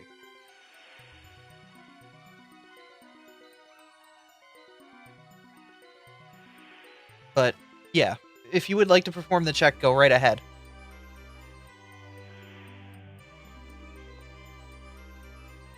You said that'd be against perception? It would be your perception plus 10, I believe. So, you don't roll your perception number plus 10. So what your bonus to perception is, plus 10 would be what it's competing against. He beats me. Mine would be 15. Mine's only 16. Anyone have 18, or does anyone have a plus 8 to their perception? That's me! Yeah, okay. You'll notice whatever Ember is doing. Ember, what are you doing? I am putting one of my gold pieces back in the bag with the hope that nobody notices. Saphira did spot it, but she's not gonna say anything and just kind of smile. All right. With that, your Wait. side quest is over. Question for the GM: Sure. Are you putting the money in the party stash or Uh, in our inventories? no, we would have to put it in the party stash. So, okay. Everyone technically accepted gold, which would be 12 gold, but Ember put back one of their gold, so it's 11 gold for the party. Either you can each take the 2 gold and then Ember only takes 1, or you can split it even. I will Well, let I the took party mine decide. I took my 2 gold and put it into my own personal money stash. Okay. I did the same. Okay. Okay. Then everybody add 1 or 2 gold into your inventory depending on how much you kept. Or none if you're gonna just throw the gold back at the Gumi at some point. You saw where her hammock was, it was just around the corner. You could try and sneak the money back into it. Then again, she does, once you guys are done with the gold, take the whole bag into her mouth and run off and go back to her hammock before spitting it back out into like a little sleeve on the hammock. Blech. And then she reaches over, grabs the broom, and starts getting to work. Well, she's very determined, that one. I Never underestimate dragon Okay. type. I want you to know in my notes, she doesn't. Her name isn't written out as Private Jane in my notes. In my notes, she's written out as Best Girl. Valid! Valid! That's a Senna-coded character if I've ever seen one. Actually, I don't know how much Senna wrote for that character. Senna? I don't think I you... wrote absolutely nothing for that character. Oh, I am that's all. surprised. That's Oh, all. damn! Okay. All right, I would like The you stuff guys... I wrote was actually scene setting.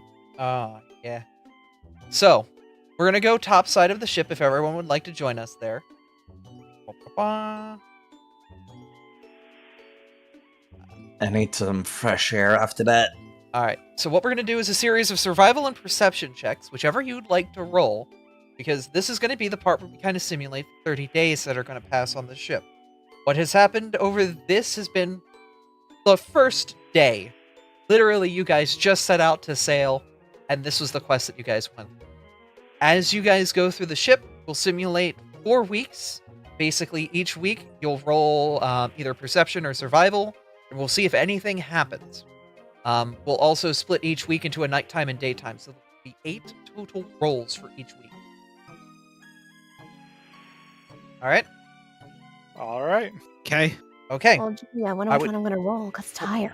Okay. So for our first set of checks, it's either survival or perception. We're gonna roll it for week 1's daytime. Do you want to go in order, or do we just throw? You can just. Oh, somebody got hit.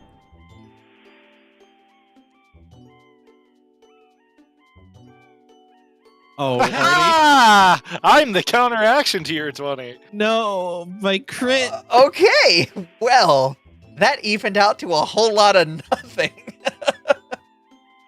Damn it! I can't believe you've done this. I will say you all did roll generally well. So, Thanks. all right, let me look at the table real quick of things. As you guys, GM. Oh. Go on, sorry. all right, as we go, I'm gonna check. Okay, so okay. All right. During the first week on the ship, you'll notice the captain is currently cleaning one of her pistols out. She's looking at it, taking a look at it, and a roll. How do I do it? Let's see. GM roll. See if this shows up. Public roll, private roll. There it is. Game Master privately rolled some dice. All right. As she's cleaning it, you hear suddenly a shot rings out.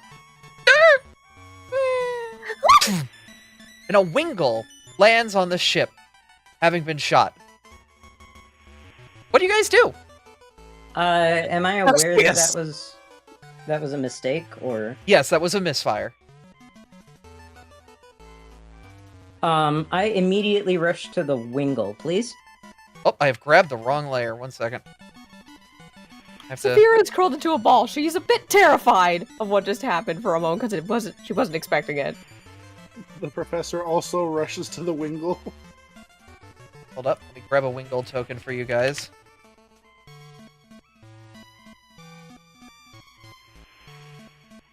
There's already one on the ship. Oh, Have you already put it there. Thank you. Yeah. You guys crowd around the wingle and see that it looks like it got shot pretty well. I am going to roll for damage.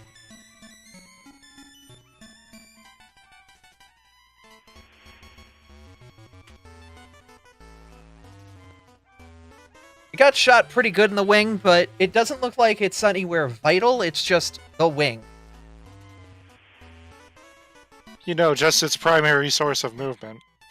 Alright, so you guys have immediately crowded around the wingle. What would you guys like to do? The captain's going to walk over. Old pistol sometimes does it. I'm sorry, little fella. And she starts to get another shot ready.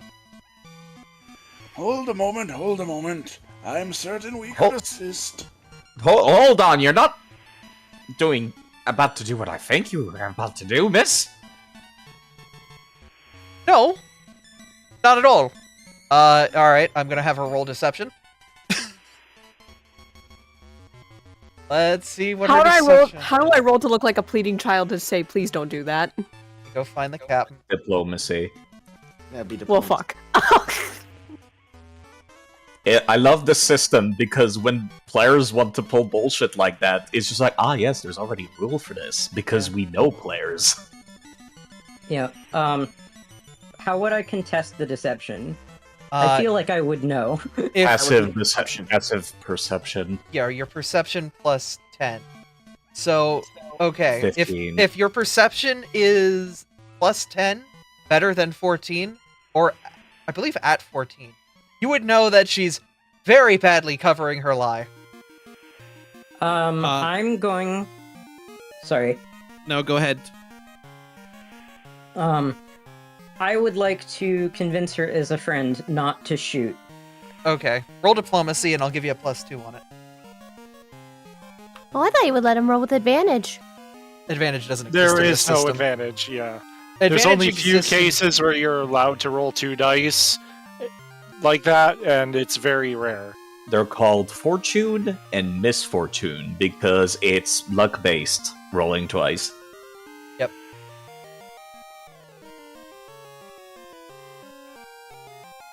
Okay. She looks to you and goes, All right. See what you can do to help him. Then. Are none of you trained in medicine? I am. It's a Pokemon. It's not that different from the rest of us. I mean, I know how to patch a scratch, but that's about all I know. I could try Nature. something. Nature would also be an acceptable role if you wanted to try to heal this bird. So nature or medicine. Well, they're the same dice, so either one it will be the same. As long as you are trained in it. If you are not trained Yeah, in I'm it, then not. you cannot roll it. I'm not trained in it. Darn. I'm useless here. I'm I'm trained in. Stone Is anyone else hands. trained in either? I am not. No. Two Kane, you're supposed to stone start hands- trained for free. Yeah, 2 stone hands emerge from the professor's magma body. The as he captain reaches jumps into his back. Pouch. Bloody hell! He's They're got very hands! useful. Oh god, it's the other version of the Diglett quote. He has them? Feet? Hands? He has them? All I imagine is that meme of like the hands rapidly approaching somebody, but just coming out of the professor. I need that later. And The he, professor is about to Jamiroquai this poor Wingle. I'm just as surprised as the captain is. He can do that? he reaches into his pouches on his shell and pulls out his medical kit. And I will roll to treat wounds. Okie dokie.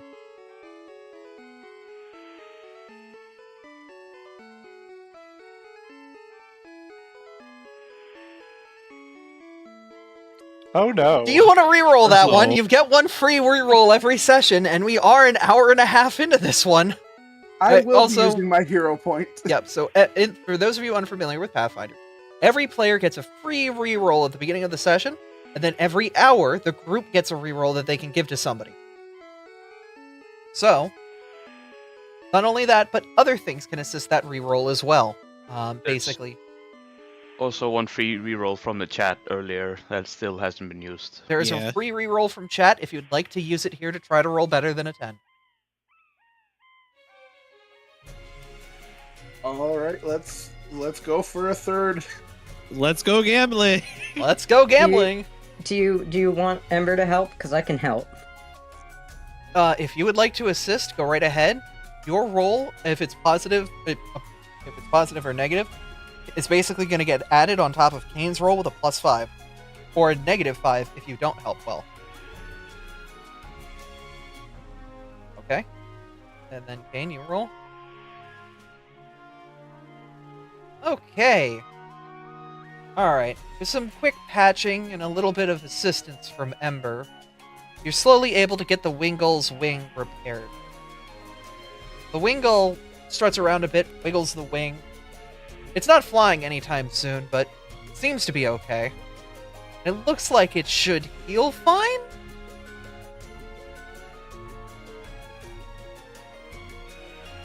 At least it wasn't somebody on the ship that was shot. I'd like y'all to roll perception.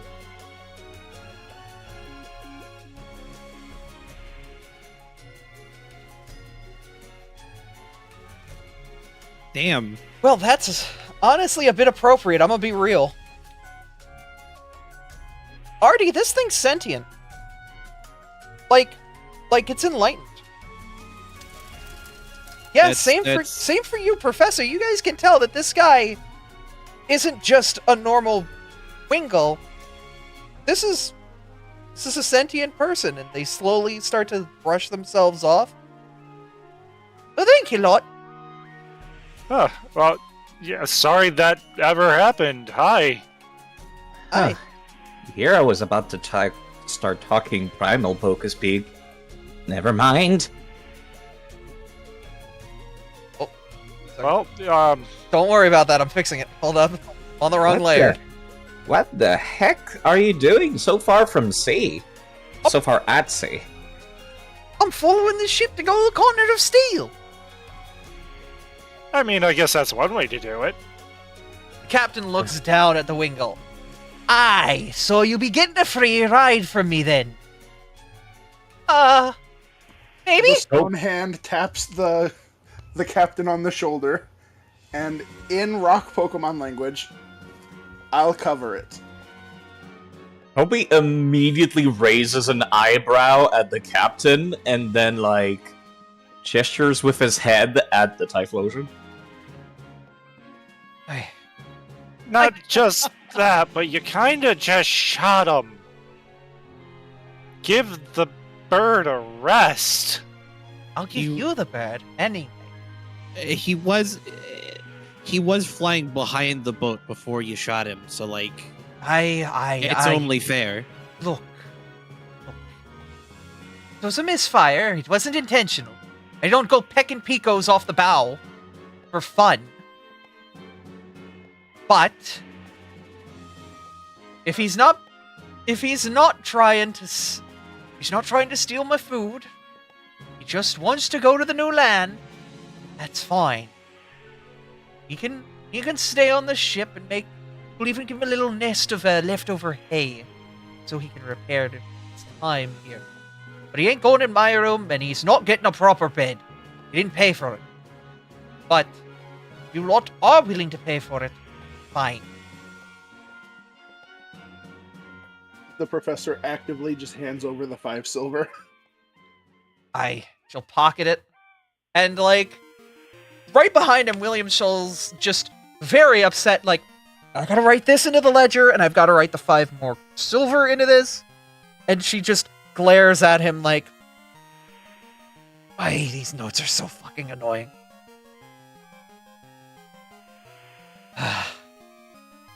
She slowly makes her way to her cabin. If you need me, I'll be in me ship. Aye, Captain. Artie's just gonna sigh, just look towards the bird. So, what's your name? LeClaire! Pleasure to meet you. Thank you guys for getting me wing fixed up. Yeah, anytime. Again, sorry that even happened to you. That's just a random shot in the dark, as they say, I suppose. Sometimes that's how it is. I didn't really, pay to follow the ship, so I was trying to kind of blend in with the wild winkle. Well, in any case, you're able to be aboard now, so just relax, rest up, eat some food, get some rest. You got bread? I mean, there's a kitchen downstairs, but I'm sure there's rules to feeding times and such. Dinner was... Pretty sure the captain said they're not getting free food. Well, they're paid to be on here now. I would argue it's technically been paid for, yes. William Scholl would nod, yes, they've been paid for. Go get the little bird some bread or something.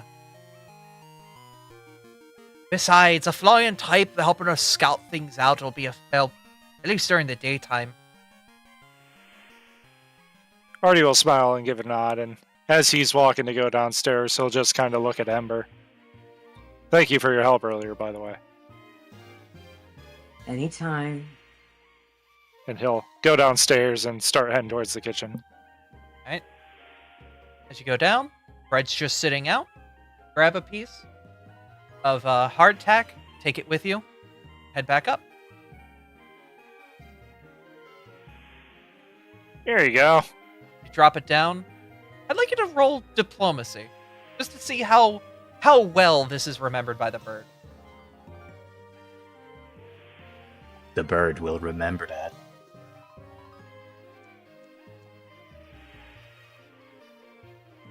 Oh. I'm gonna hero point that, actually. Okay. That was a 4. Alright. That's a lot better. That's a significantly better roll. The bird happily hops around. Bread! Oh! It's been so long since I've had bread. It's been a week since you guys left. Oh, I love bread! He happily takes it and guzzles it down.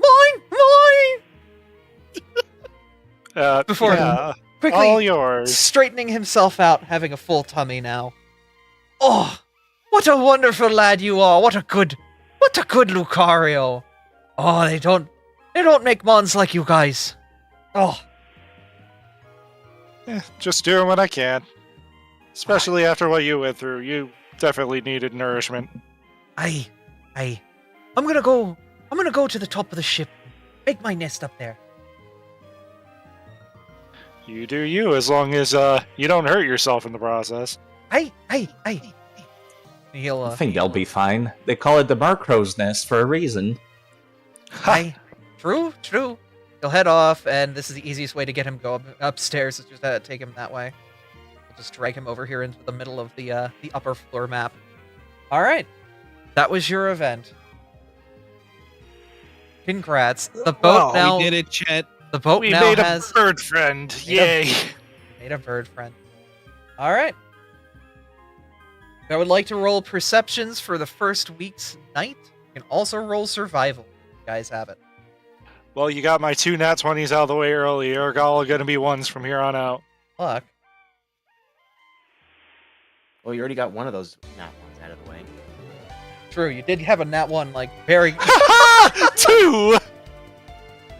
Damn, the worst roll, because at least the 1 is funny. Ugh. Okay.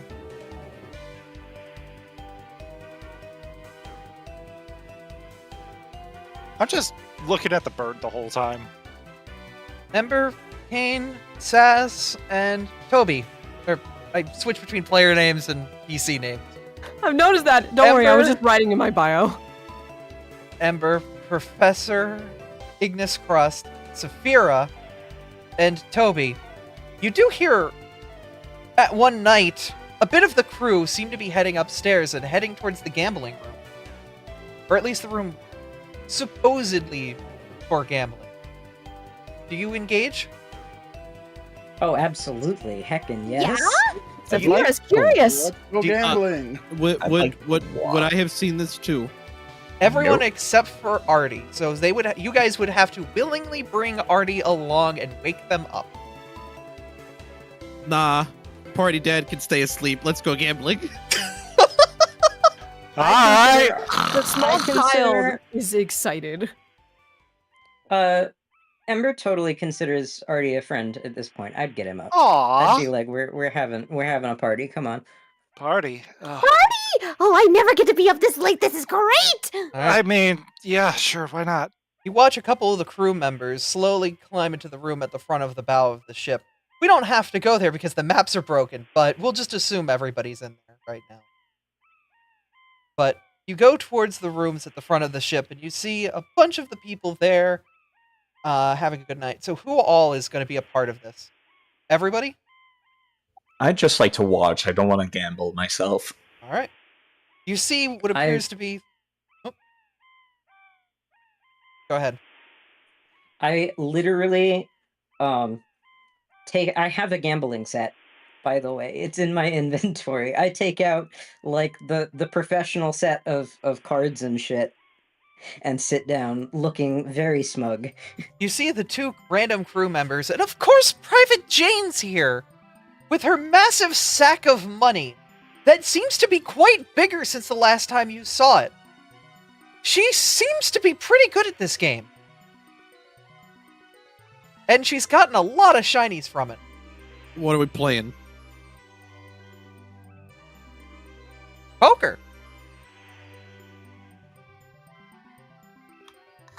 Is this a bad time to ask what's poker, you guys? It's a game. Hi. So, for gamblers and skills users alike, this deck. Alright, so Ember's taking out the Haro deck. Used by gamblers and seers alike, this deck of cards comes in several varieties. A simple Haro deck are made from low quality paper and typically only have an icon and a number to justify suit alignment. These simple decks are mostly used for games of chance, as the actual image of significance of the cards are irrelevant to such games.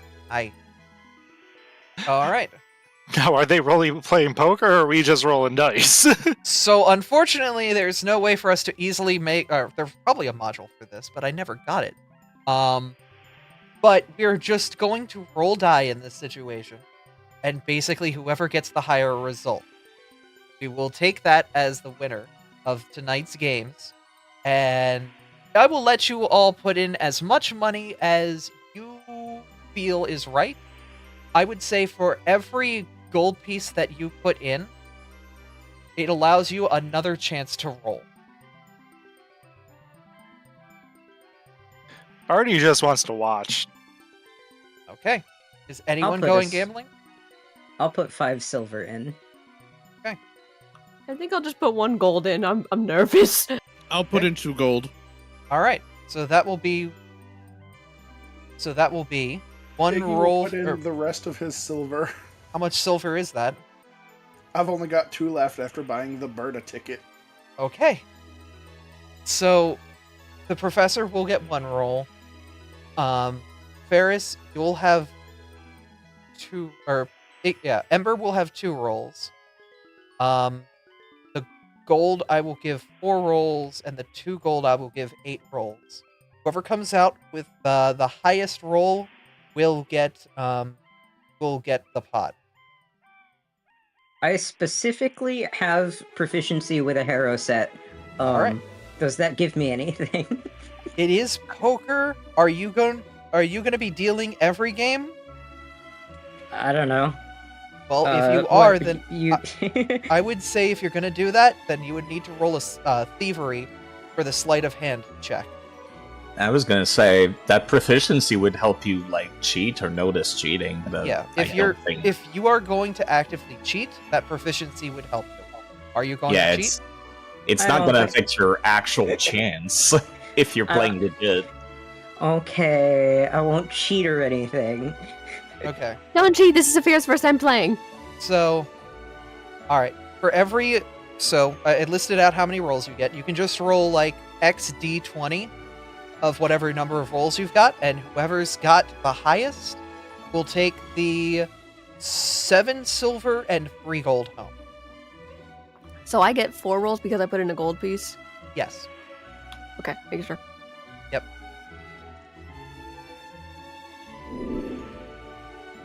Ooh.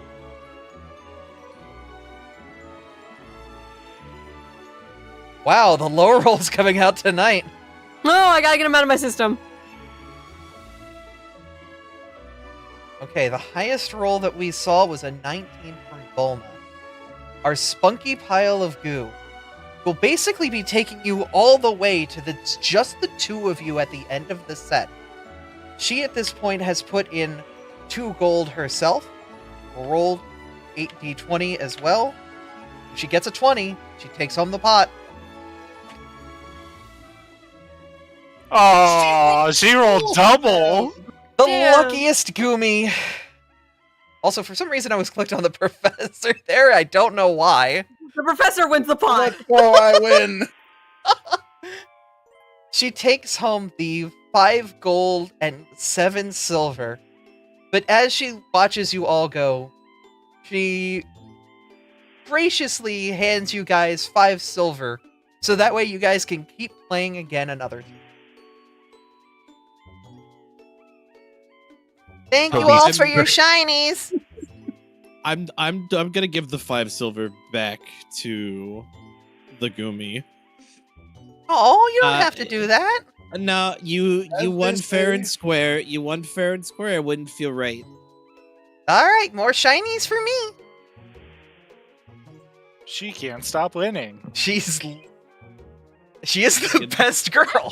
Fun, Fucking actually. stomped my ass into the ground. I will Toby's say, just snickering in the corner, just like I knew gambling was a bad idea, but I didn't. Yeah, think that's why I didn't do it either. That was actually kind of fun. Man, I that's way will- more fun than goldfish. I will say, I would like you guys who participated in this exercise, I would like you to add we're gonna make this a side little thing, but if you guys are to play poker or games of chance again, I will give you guys a +2 proficiency bonus. As we kind of figure out a system for this, because I could definitely see us playing a lot of poker and trying to figure out a system. Make note of those of you that participated and those of you that watched, because I would like to try to implement some sort of system to do this before the next time. So we'll just make note of who played and who did not play. I played. Okay. I played. The assistant DM's can assist on that too. All right, we're on to week 2 now. I'd like you guys to roll perception or survival for the daytime.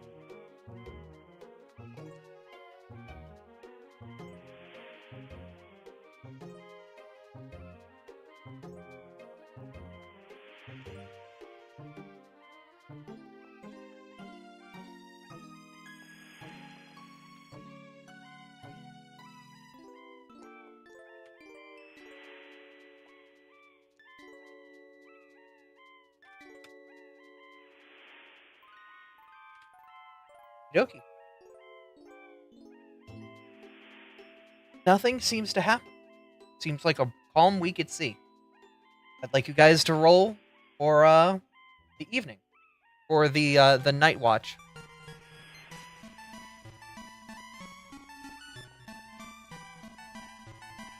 Damn it, that was almost a 14! Damn it!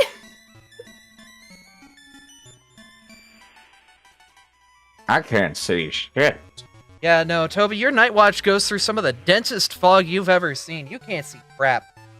But seems like everything was uneventful. Though there was a close call with an iceberg at one point, but it seems like the captain or whoever was stationed at the wheel was able to navigate around it pretty easily. That might have been on your shift, Toby. You couldn't see it. Aw, I could have smashed it with my hammer. Maybe I should start opening my eyes sometime. Man, All right. I don't like walnut. Alrighty. I am going to do something real quick. Make sure I can do this.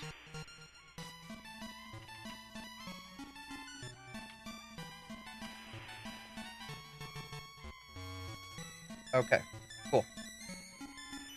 Alrighty, I would like you guys to roll the week 3 daytime survival or perceptions.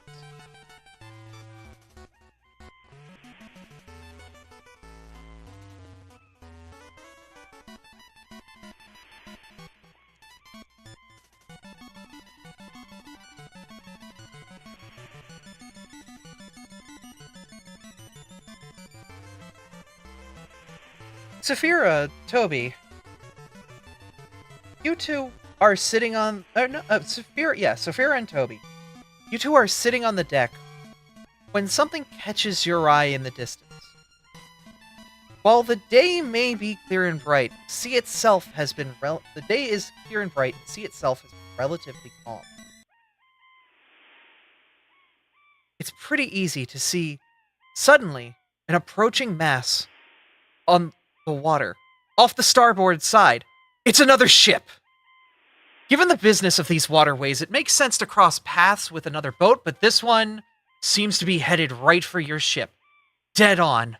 And there's a dark flag up high, visible from the top of the mast, confirming that feeling in the pit of your stomach. Pirates. I should go alert the captain. Yeah, that might be a good idea. Saphira scurries up. Opta, maybe you have something to help with. Nope. Captain, You I don't think we have have something to enemies signal? heading this way. Suddenly, Nope, I actually changed that language for private poker speak at the last second, and now I regret it. Oh no, I'm Suddenly- talking about the whistle.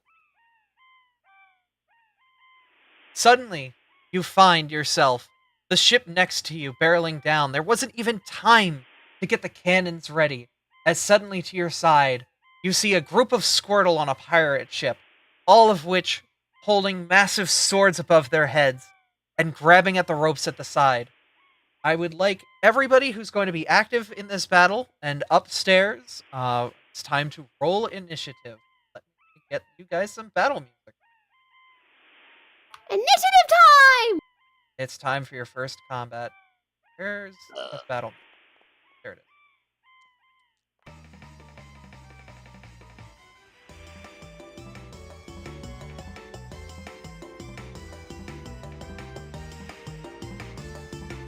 Alrighty. All right, I have an extra thing. The first time rolling this, let's roll our NPCs. I'm going to reduce the list of battle NPCs down to 1. All pirates will take their turn at the same time for the sake of my sanity. Ah, Fire Emblem mode. Got it. I will point out, Side did receive a free roll from the chat earlier. Yep. So Side, you have one free roll. Yes. You are free to Another one? reroll whatever you feel like. It is banked for you. You are also at cap, I believe, for your rerolls. I am. Alright. At this point, I'm going to roll for the pirates, and we should be able to begin our first combat.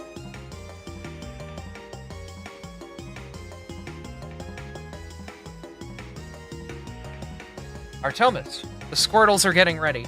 You see them approaching. What do you do?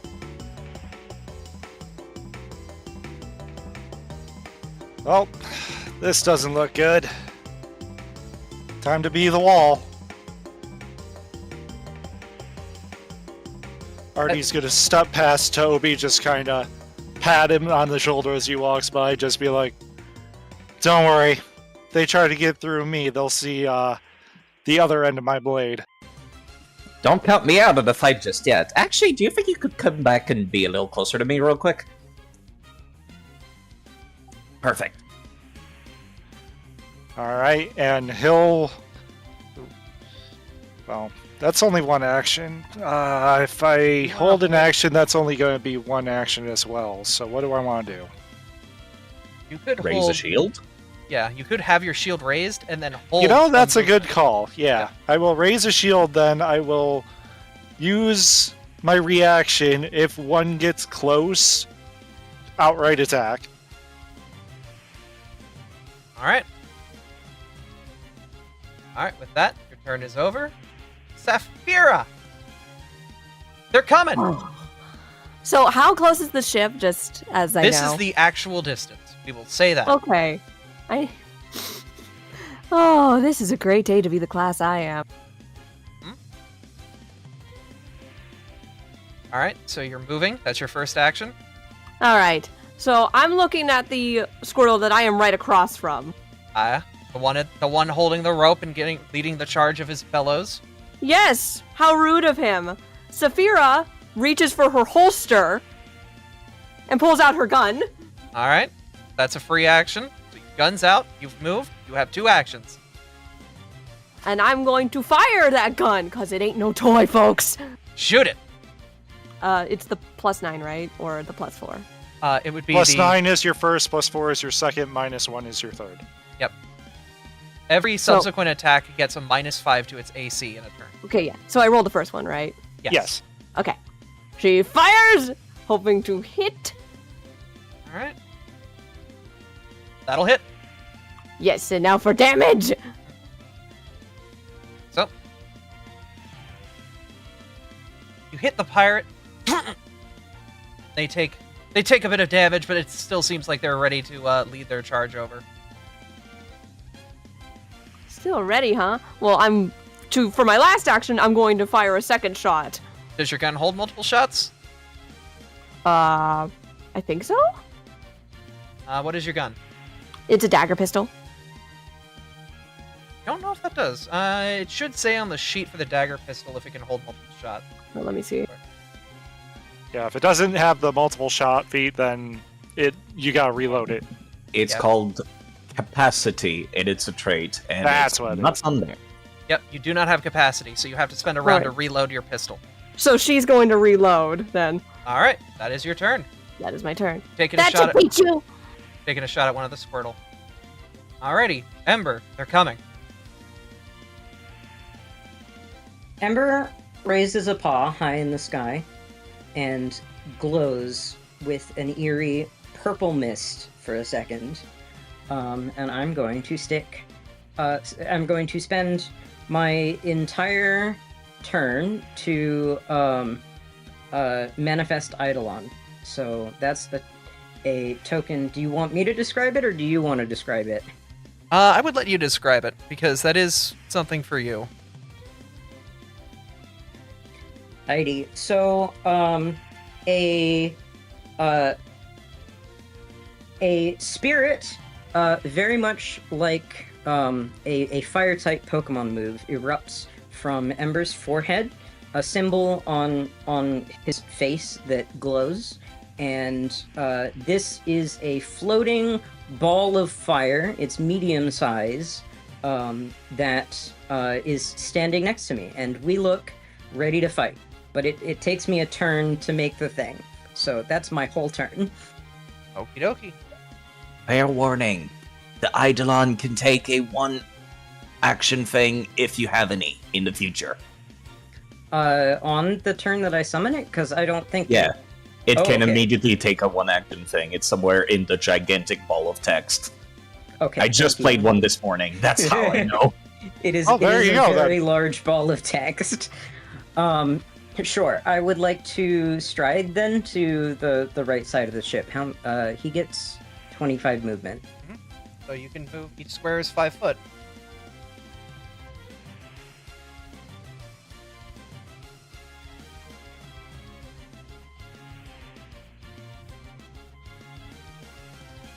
So that is my turn then. The moving and the summoning. All right, Volna, they're coming. Oh lord, they coming. Volna will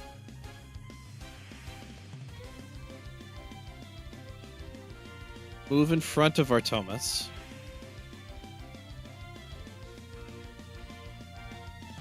Draw the Tinker Tool from behind their back. And then scream out in murderous rage.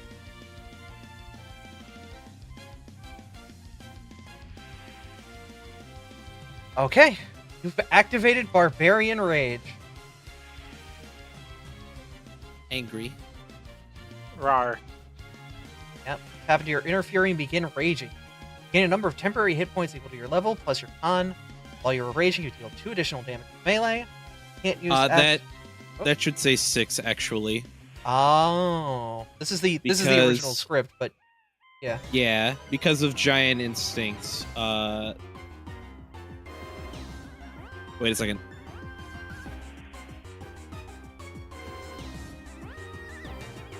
Oh, I can't just post it in chat. Okay. I have a class feature that makes it bigger. Okay.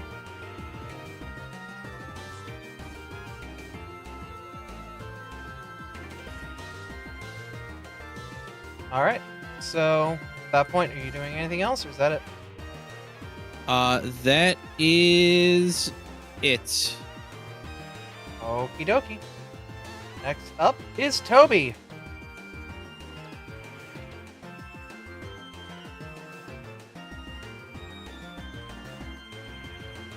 Toby?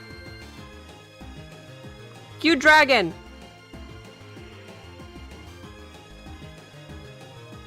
I might have had to step away for a moment.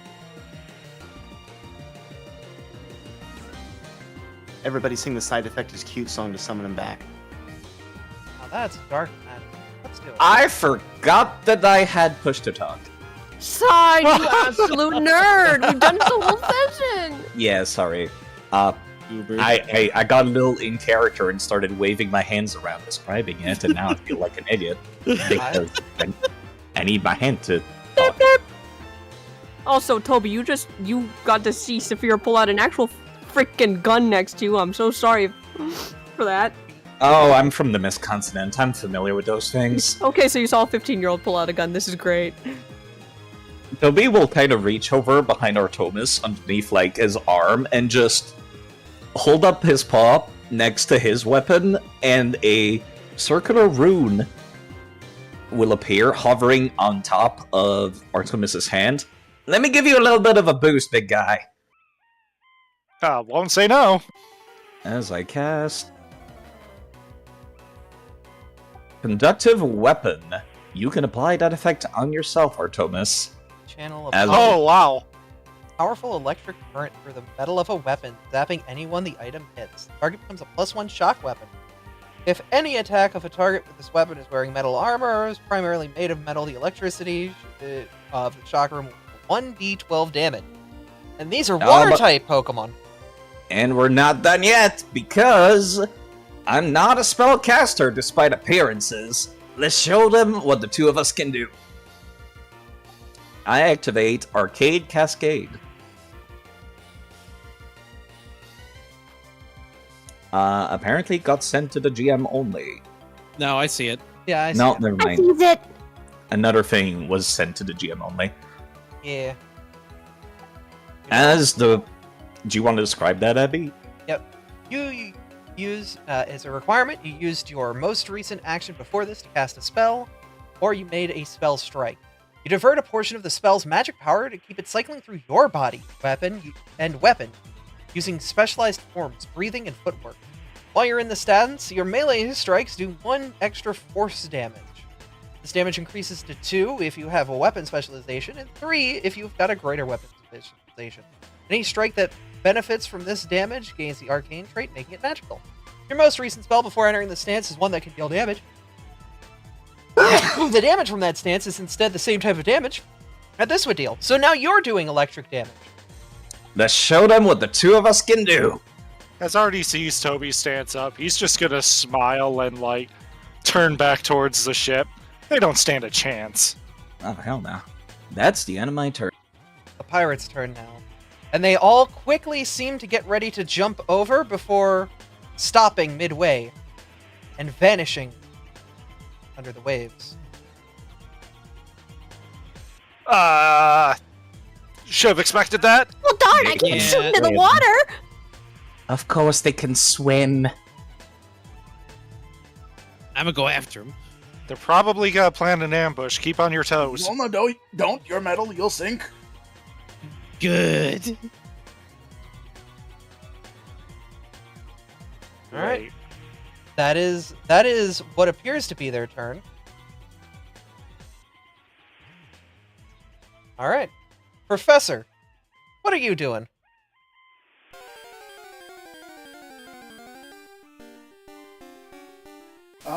The professor is going to use his first action to move himself to the middle of the ship.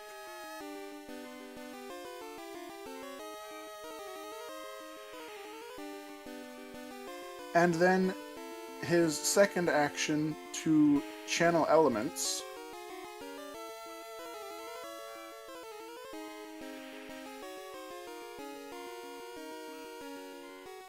And as he does, bits of the stone and magma on his body begin to just separate from him and just hover around in the air in that radius.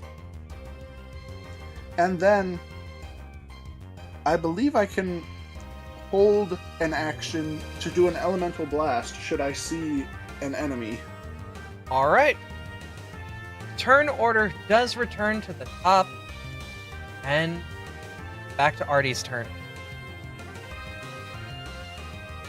Artie's gonna stand there kind of nervously for a second, just kind of anticipating stuff. When he has the thought of, oh fuck, what if they're trying to attack the bottom of the ship? You think they would try that kind of thing? They're pirates. Wouldn't they do anything to get what they want? It's a boat. How are they gonna get into the bottom? They're water types. They can find a way. Through wood? Nothing's gonna stop them from blasting a hole and getting what they want and then leaving. Artie's gonna run below deck. The grates are closed at the moment. You would have to spend a turn to open them and get under. That's fine. All right, well, you used your movement to get there, so you're using the rest of your turn to open up a grate? It's 2 actions to open up a grate? It's a 3-action task to open up a grate. Oh. Yeah, it will take What your if they whole have turn. assistance? If they have assistance, it will be the rest of their turn. So if you want to go over there and sacrifice the rest of your turn to assist them in opening the gate, you can. Saphira actually follows Artie because she doesn't want these guys attacking below. I'm coming with you! And sprints over to help open the grate. Okay. Is that your turn? That is my turn. That'll be our turns, I guess, yeah. All right, Ember. It is your turn. Hello. Yeah. 1 second. I'm juggling sheets. It's all good. Because I'm 2 people. That's the cool summoner thing. Okay, so I would like to. All the dudes are gone, right? They jumped into the water. They jumped into the water where they are unseen beneath the waves. Okay, how tall is the top of the boat where we are right now in comparison to, like, the water? About 15 feet. 15 feet. Give me 1 second to do a math. Yeah, because there is the floor with the cannons that is below you guys, and then right below that is the lowest floor, which is underwater. So that floor and the boarding between floors is about, actually more like 10 foot. Okay, so there's 10 feet of There's Water 10 going feet down? between you guys and the water below.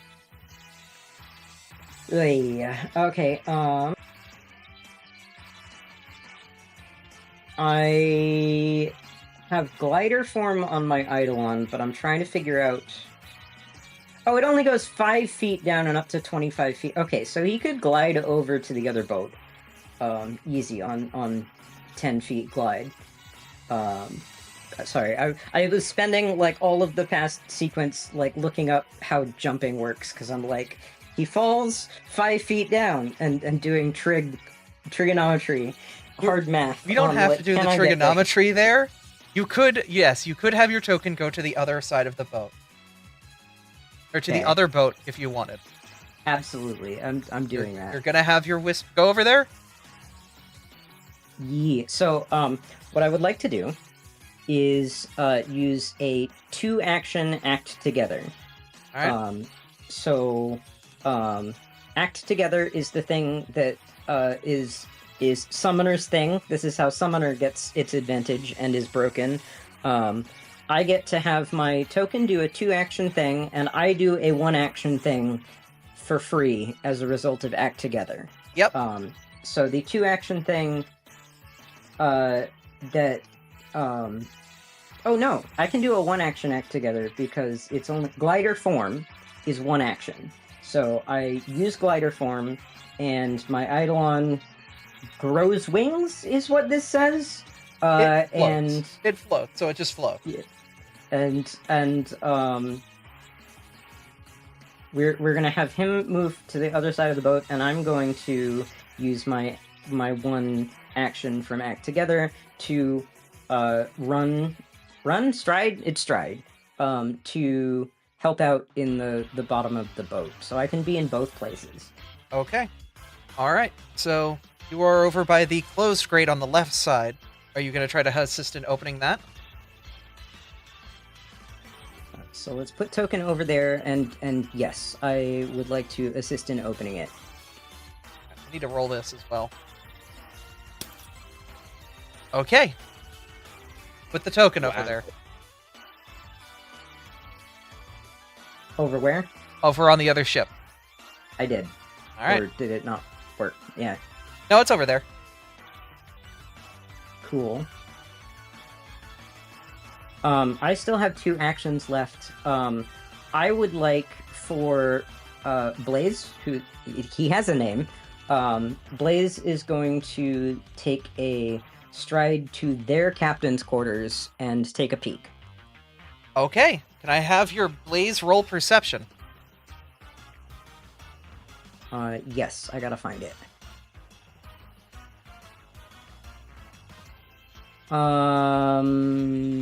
Bup, bup, bup, bup, bup.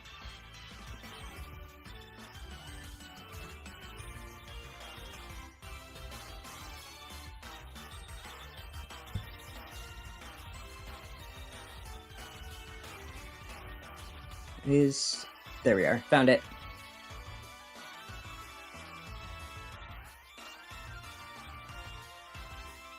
Okay. Hell of a roll. That's a 15.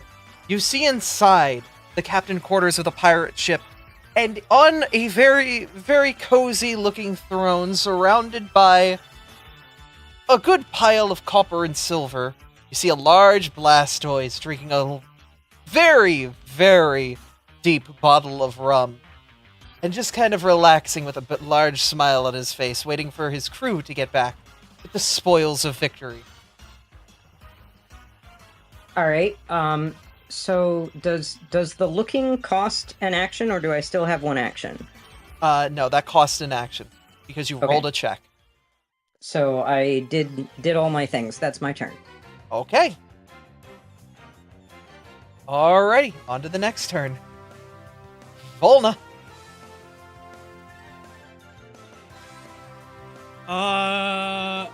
Right. I think Volna, myself. I'm just going to move over here. And then I'm going to prepare an action to swing my hammer at the first thing that comes up from under the grate or off the side of the ship. Alrighty. you've got your prepared action. Toby! Your turn. Alright. All of you are probably overthinking things. GM, they were wielding metal weapons, weren't they? They were. Scabbards. They were Toby kind of starts striding a little more casual-like whilst casting Detect Metal. They're certainly underwater and around the ship. Specifically, let me see what the text actually gives you. It's kind of a specific sense because it's a cantrip, if I recall correctly. Get a 30-foot emanation around that point. So, you can sense that pirates are here, here, and here. Under the water.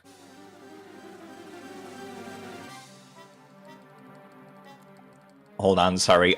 Instead of striding, I would like to point out to everybody the actual locations of each pirates. And I'll be the end of my turn because that's 3 actions. That's great, because guess who's next? It's the pirates. You see, suddenly... At least you're not off guard. Suddenly, the pirates leap out of the water. Thanks to Toby's keen eyes, you see the pirates leap aboard the ship. That is an action. So now would I Bolna... be able to use my held action? Yes. Mizu as well. Yep. Bolna gets this as well. Yeah. It's hammer time. Don't know if I can get rid of that 30-foot emanation or not. I feel like a 12 won't hit though. You might that'll need to hit. delete it. Oh, Or it no, will. no, it won't. No, it won't. We're 2 below. You know what? I'm gonna hero point it. Okay. That's much better. All right, that'll definitely hit. All right, how much damage you doing? 12. You got a D12 for your attack die? It's a giant hammer. It's You know, literally... you're with- not surprising. Marksman-like precision. The Squirtle, still in its shell after ejecting out of the water, you hit it the moment it's right in front of you, and the Squirtle goes flying. Bye. That one's out of battle. Four. I can just hear Out the of character. the metal baseball bat Mizu. sound from Mizu. now. I was thinking that side. Hey, Mizu. Yeah. Here comes the fastball special to that Squirtle. The other Squirtles will start to get ready attacks. The one... Oh, wait, yeah, we have the Professor still. Yes, yeah, correct. I need to remember what I roll for my impulse, my elemental blast. I believe you roll for your Elemental Blast. Never mind. It's in my attacks. Okay. It should have auto-generated the attack properly. So roll your accuracy, see if you hit.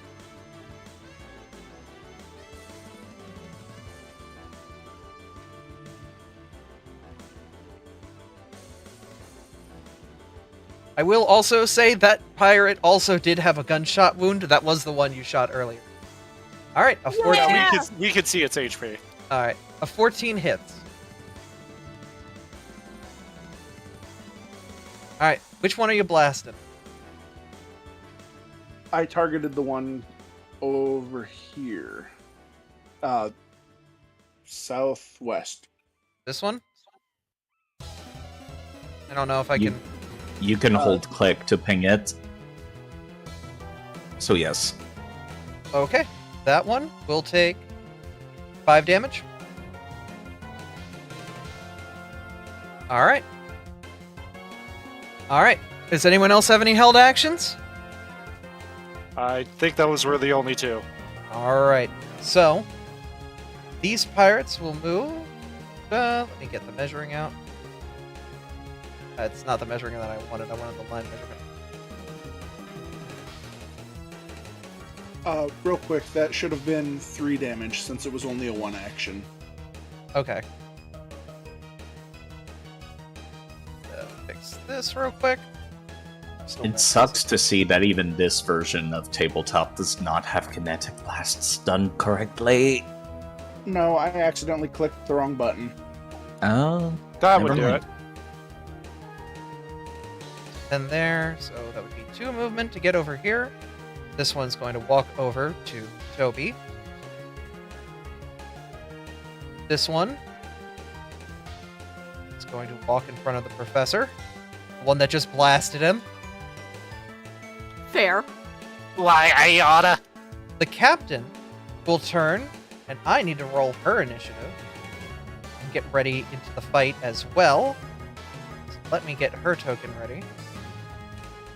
She's getting added in, and captain rolls. Poorly. She's caught off guard as well.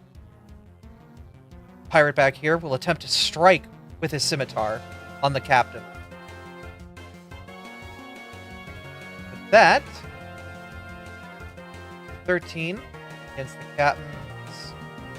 But that does not miss. The captain parries the scimitar, the old dog knowing exactly how to strike back against it. They will then attempt to attack the captain again. And the captain continues to parry. She's a magic woman with her sword in hand. The Squirtle near you, Ember, will begin to attempt to strike as well. He rolls a 24. Does that hit? Hit me? Yes. Oh, yeah. Okay. Is that a crit? I was gonna say, important question, is it 10 over your AC? 24? No. Okay, good. Then it's a regular attack, and it will roll damage. It's 1d6 slashing. Does 6 damage. He also rolls again to try to attack you a second time. Does a 10 hit? No, a 10 does not hit me. Alrighty. Artie, the one before you has a scimitar in hand and goes to strike at you. Alright, go time, motherfucker. He rolls a 23. Does that hit? That hits. Alright. He's going to roll his slashing damage. 4 damage. Alright. Alright. He's got one more action because he used his first action to jump out of the water, so he's going to try to strike you again. Alright. 6 does not hit. Finally, the Squirtle that was elemental blasted will attack the professor. Does a 12 hit the professor? Not with my heavy shell. No, it does not. It bounces off of it. His sword, ping, off of the side. Professor, it's your turn. Alright, so, Pokemon fans, you guys are aware of, Fire Blast. I'm gonna use 2 actions to do the Impulse Flying Flame.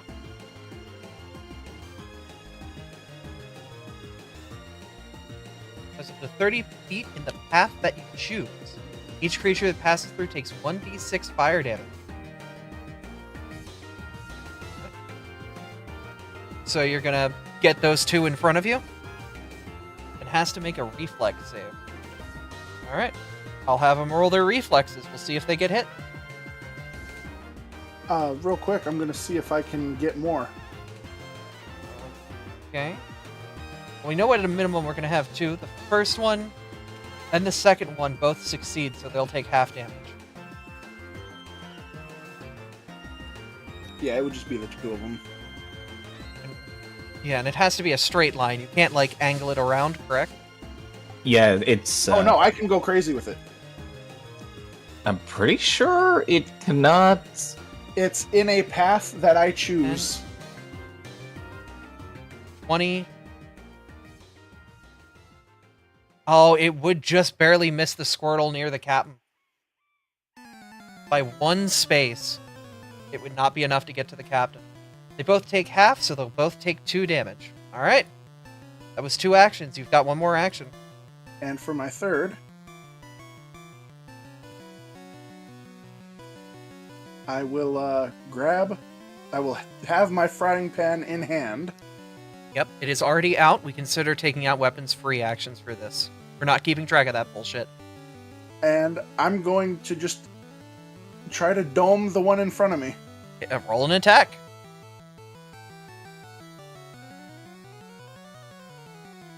Oh no. Do you want to re-roll that attack?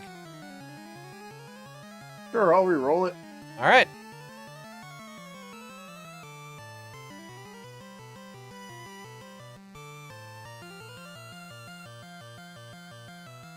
Oh, that hurts. Much Give us better. the damage. Get panned. You watch as the pan comes down, knocking the head of the Squirtle in before it pops back out. Like a toaster. Like, he looks incredibly worse for wear after that attack, though. Maybe I'll knock some sense in you. The captain, her sword in hand, looks to, well, her sickle, because it's the weapon that she has, looks at the Squirtle before her and tries to attack it. You'll never take me, ship! And connects, rolling her damage. She does 2 to the Squirtle. Bring them at that. Alright. Don't know why it's not working properly. It's weird. Yeah, whatever. Squirtle. Oh no, there's the camera! I just damaged the camera! Camera? We see cracks on the screen start forming. That's the camera token. It was hidden behind the Squirtle. It's fine. If the camera dies, it still lives. Alright. With That's great. I was like, why does this one token not have HP? Oh, the camera! She goes again for another attack with her sickle. Connecting again. And with this connection, the Squirtle before her is incredibly hurt. She goes for one last strike of her 3. And she hits! Rolling damage.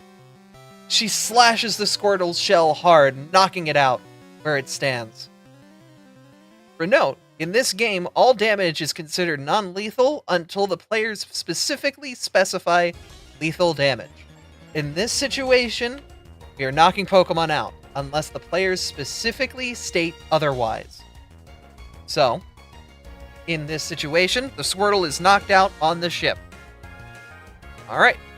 Squirtle is down in front of the captain. She looks around at the rest of you. Come on! They ain't nothing! Get 'em! Fill the brig of our ship with their shells! I feel like she wanted to say corpse for a second. A little bit. Well, let's do it! This is a real adventure, actually! Artemis, we're back at the top of the order. He's just gonna be eyeing down the one that hit him, just be like, alright, you may have a little more skill to you than I thought. However... Alright. Just a reminder, did you apply the the electric things effect? How do you apply that? When my spell description was in chat earlier, there's a button for that. Let me put it again. Yeah, I did not push anything, sorry.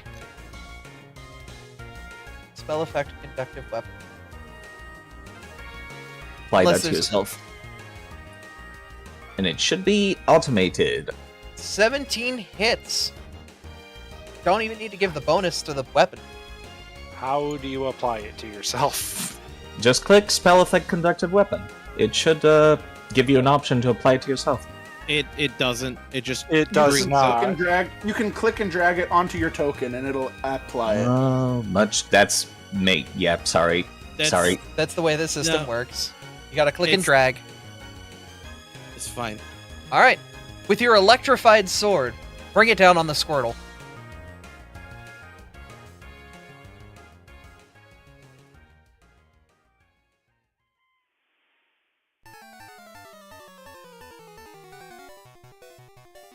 With Every that time I shoot. single hit, the Squirtle goes down, fainting before you. The electric damage immediately striking a weakness. Alright, the side of the ship's been cleared. Well, that was one attack. Got two Electric actions. weapon. I didn't even have to roll weakness. That was enough damage on its own. How about we go help Toby and take out that sandshrew over there? Saphira lightly suggests, after seeing already knock the crap out of this Squirtle. He's just gonna nod.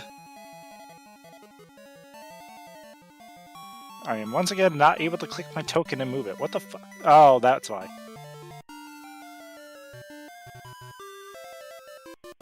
Do you need me to put your token back in, or are you good? Oh, I got it. Okay.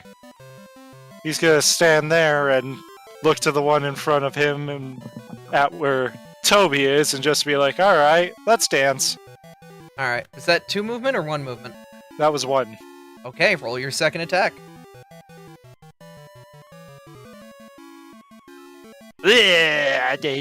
That will not connect.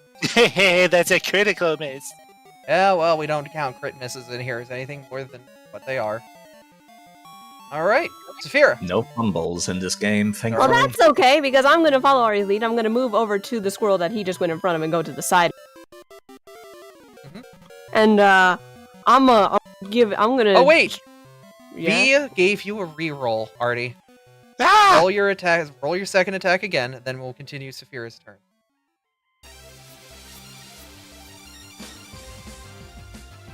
That'll connect. That's a lot better. Roll your damage.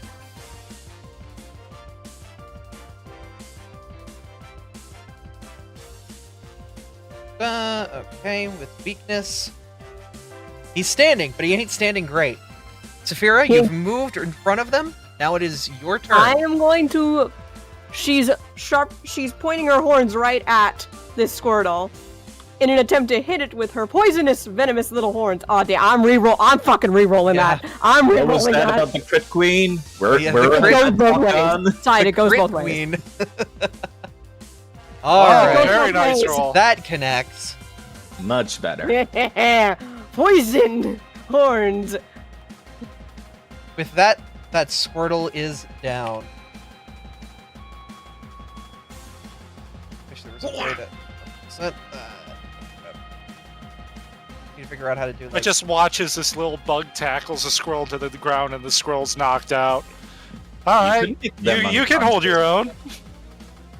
Good job, kid. Don't underestimate the 15-year-old in the party. Alrighty. That was 2 actions. You have a third. And you have a loaded gun. There's a squirrel in front of you. You know what? You read my mind. I'm gonna try to fire at that other one here. So I'm gonna do...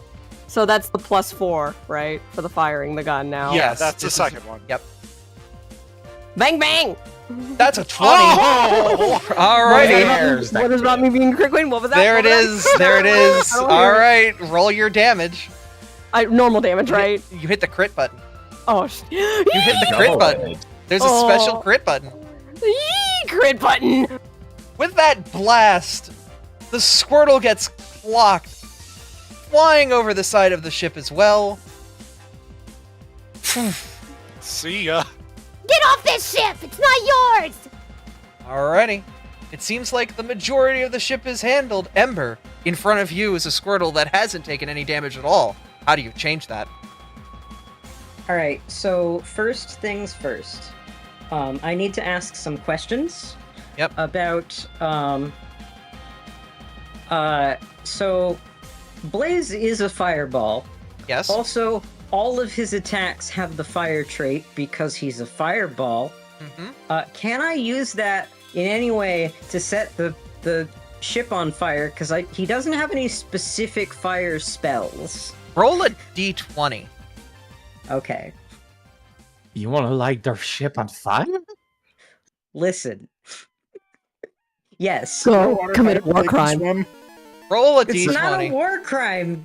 We're kind of far away from land, and they're turtles. There are turtles. They could swim, but we're kind of far away from land. Alright, there doesn't seem to be anything super flammable up here. This whole ship seems to be well maintained to the point that decks regularly get watered down to ensure the wood doesn't crack or burn. That's what swabbing the poop deck actually is constantly making the ship moist, so that way the expansion and contraction of wet to dry wood doesn't happen. This ship's well maintained. Probably better maintained than the Jewel. Well, that's poopy. Okay, so, okay. If there's no way to light it on fire, then, act together for one action that I get to do with both tokens. Blaze is going to come back, because I know about their leader, but also, nothing he can currently do up here. He also can't walk any farther than this. I was measuring the distance. He can only get 100 feet away from me before it becomes a problem. So he's gonna one action stride back to the side of their ship. Wait, why am I ruler tool? I want to move it.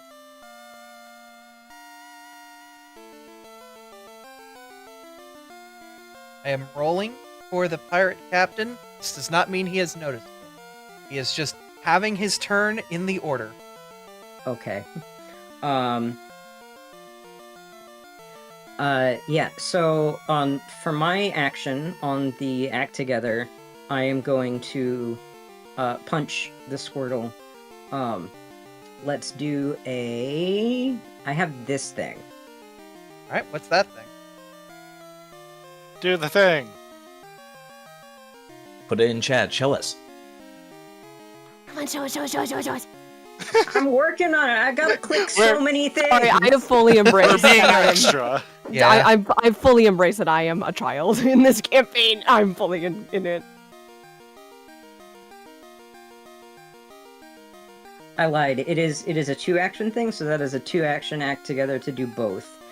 Okay.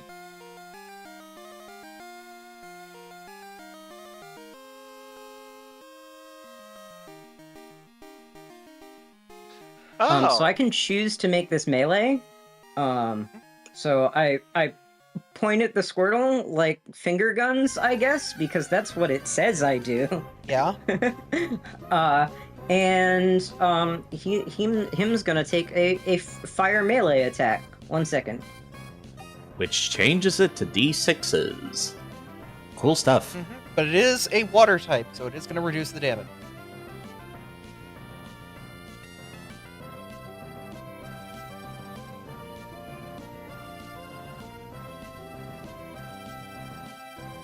Okay. There's a 14 hit. That'll hit.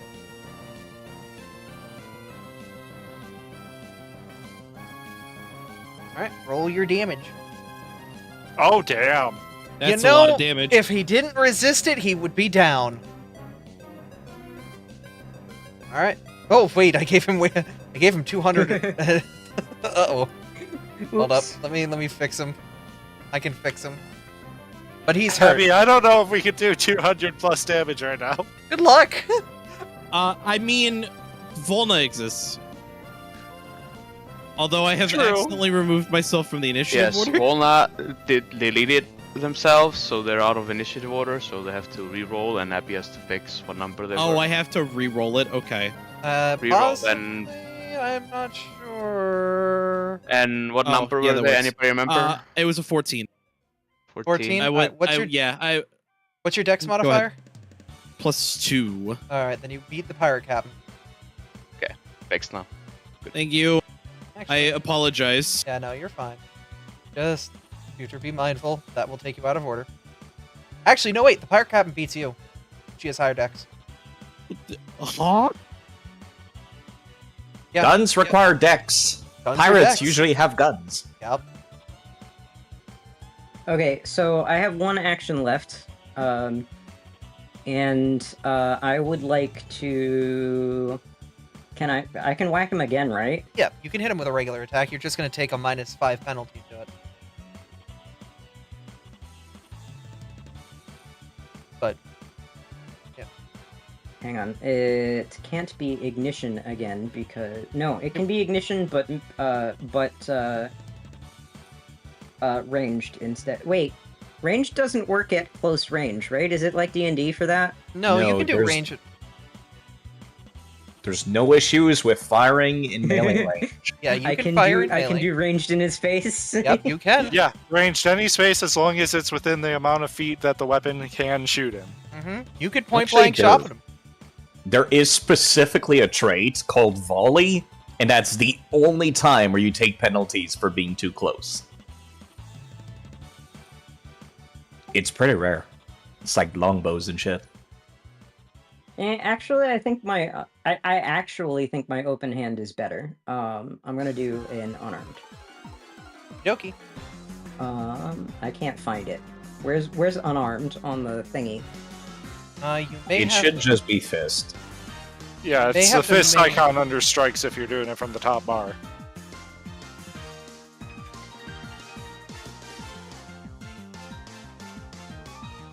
take a look at your sheet real quick and see that.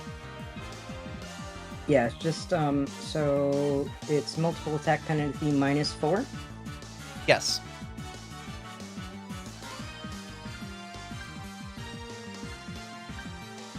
That will not connect. Okay. All right. I missed. I am going to shout to everybody at the end of my turn about the Captain? captain. It should be very brain tickly to everybody how I know that there's a dude in the thing, because I'm shouting. The captain, roll perception.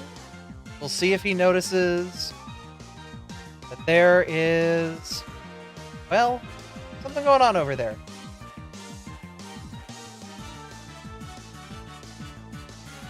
Captain's drunk. Fire captain doesn't give a shit. Volna, your turn.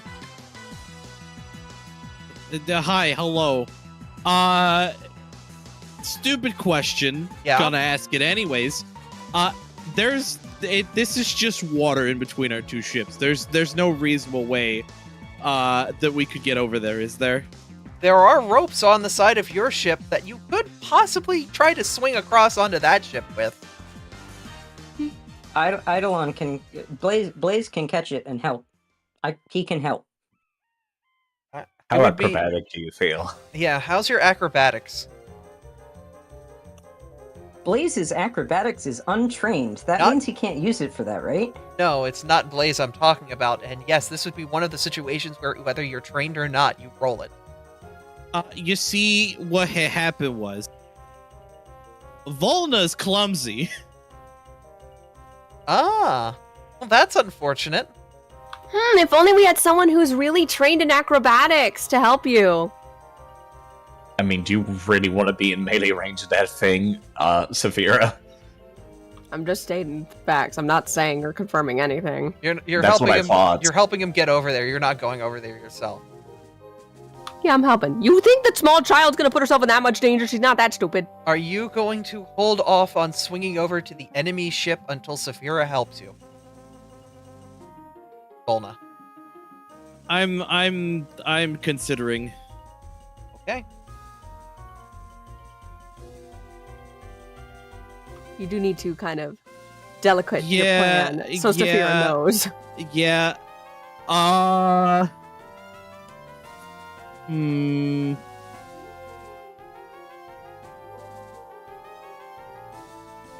Yeah, I guess I'll look over at both Artie and Saphira, rage boiling in my eyes, hammer out the loft, and point the hammer to the other side of the ship and tell both of them, "Get me over there." I can definitely help you with that. Not bothered to know how Ember knows that there's something over there. Alrighty. Cause angry. So you'll hold off your acrobatics, or I will hold off my acrobatics, yes. Okie dokie. Toby.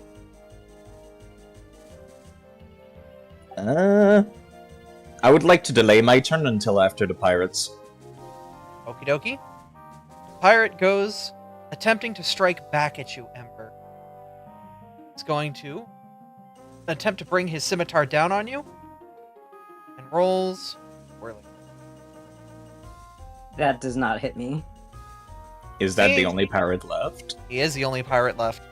Okay, then I would like to take my turn after they're done. All right. Going to continue to try to attack. Wow. Realizing No. that this has been very fruitless, he is going to jump backwards and go and leap off the ship. Can I react to that? I can react to that, right? If you Do have, you have... attack of opportunity. Or a specific reaction that you can do when somebody leaves a square. Yes. It would need to It be a is- reaction, specifically. Is attack of opportunity not a thing everybody gets? No. Okay. Not in in this system. Pathfinder. I have it because I'm a fighter. Absolutely almost nobody gets it. It's like 2 or 3 classes. Yep. Let me just double check one thing in my spellbook, and then I can tell you whether I can do a thing. You're good. Yep. If it has the reaction trait, you can do it. Well, if it meets the trigger conditions.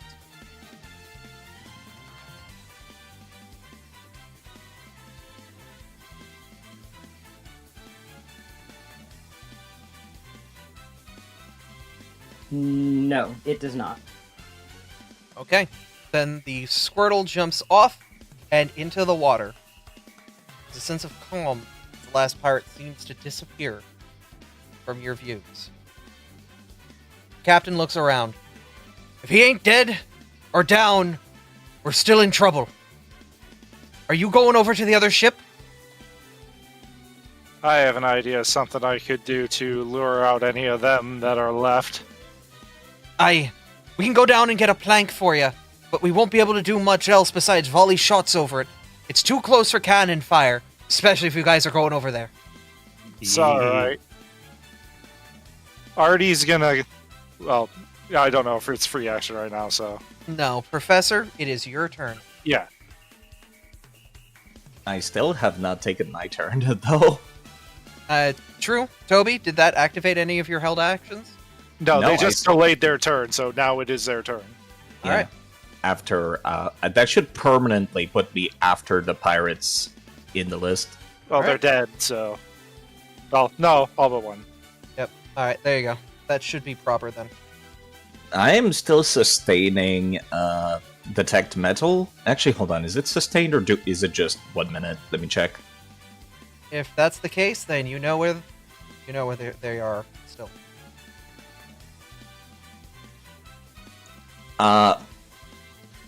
Yeah, no, I need to cast it again, but that's fine. Does it not last a minute? No, it's a one-time burst. Ah. Alright, well, I know where it is now that I've recast it, taking 2 actions. All right. Well, it is just in the water where it leaped down. It hasn't had the chance to move yet. Someone could shoot into the water and try to pick it off. I don't have any melee ranged weapons myself, so I'll just point out its location for others, and I would like to prepare to leap over to the other side.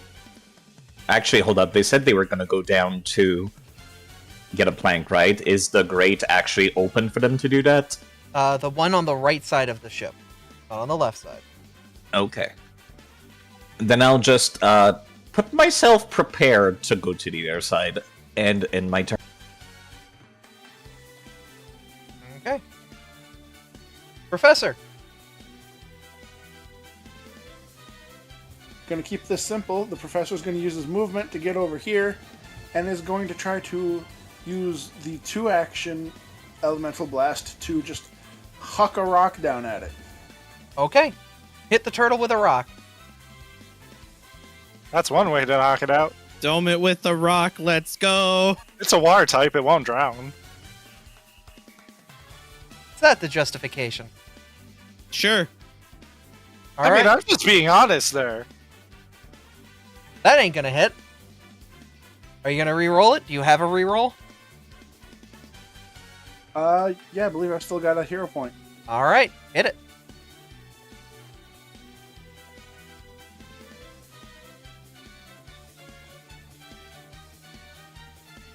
Can PCs trade hero points? Because I would lend one.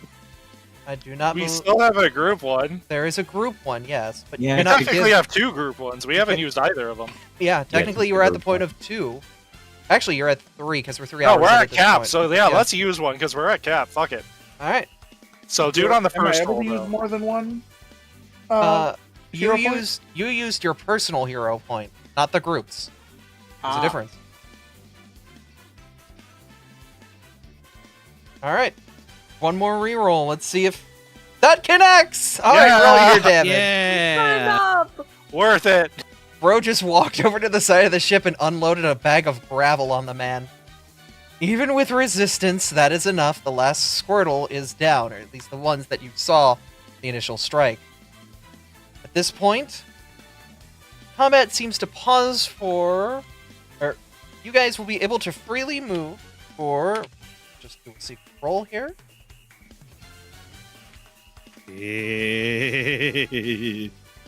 Alright. You guys have time right now. With the ability to see over to the other ship, it seems like there's an indeterminate amount of time. The crew quickly rushes down into the ship and grabs a plank, stretching it across the way. They can't get it all the way, but it gets most of the way that you could leap over. Let's say this distance here. That is a bad color for this. Ha, blue on blue, my favorite. I know, right? Is it too short, or is that something Ember can help with? It is sadly just too short. It is the first one that they found, though. You expect us to stand on that? No, we expect you to jump. Oh, Vona fuck it. Vona will absolutely be jumping. All Sabir right. almost looks ready to take a run and jump. All right. I would like acrobatics or athletics. I will take athletics as well here. Pretty sure it's only athletics for jumping. Oh, right, it is just athletics for jumping. Aw, man, you 21. ruined my All right, fun. Volna, I have you make it +7 over. acrobatics.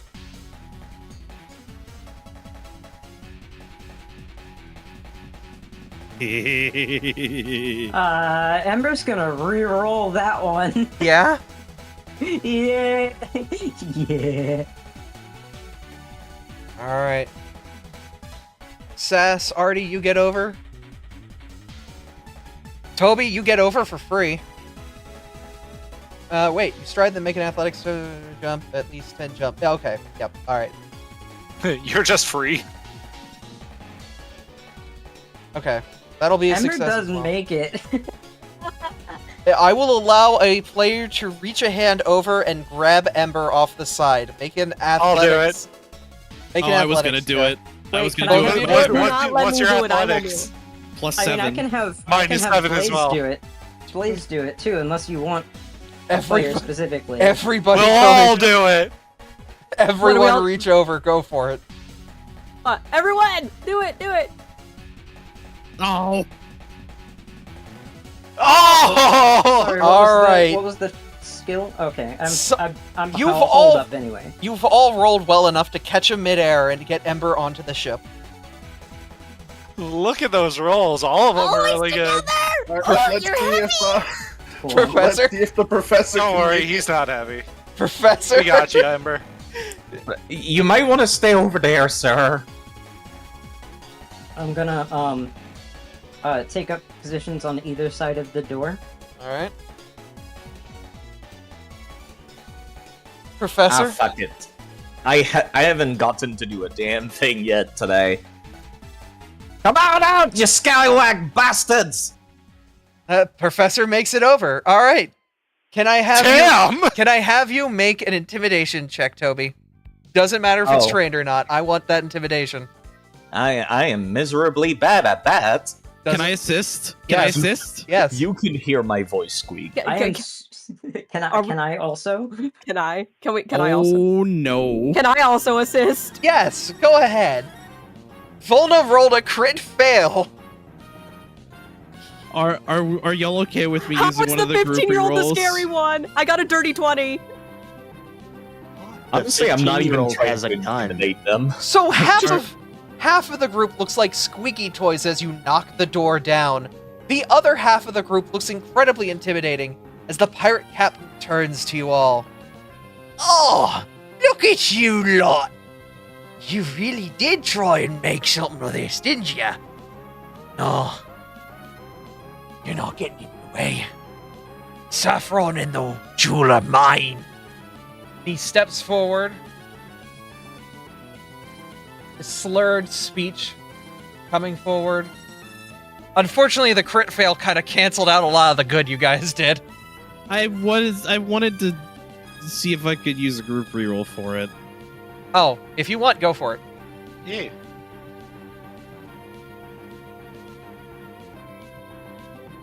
That's not much better. It's not much better. It's not better, but at least it's not a crit fail. That's true. I mean, the thing is, Misu's on a streak. 1, 2.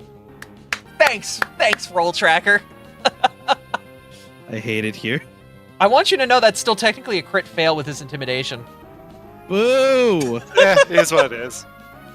Unfortunately, the captain's disposition has not changed at all. Seeing Squeaky Toy, it's like seeing like a bunch of bruisers, and then there's SpongeBob in front of you with a big hammer. And it's like, what the hell? Senna has donated a reroll to this. Can I just make a comment? How is the small child with a bow on her head the scarier one? Oh my god! Oh my fucking god, I hate this game! It's not a crit fail, at least. I've literally gone 1, 2, 3 with these fucking intimidation rolls. Oh my god, we can no longer reroll this roll. It is over. You can the crowd can only give one reroll. Fucking Christ. Thank you, Senna. You're a fairy 1, type. Just get 2, used to it.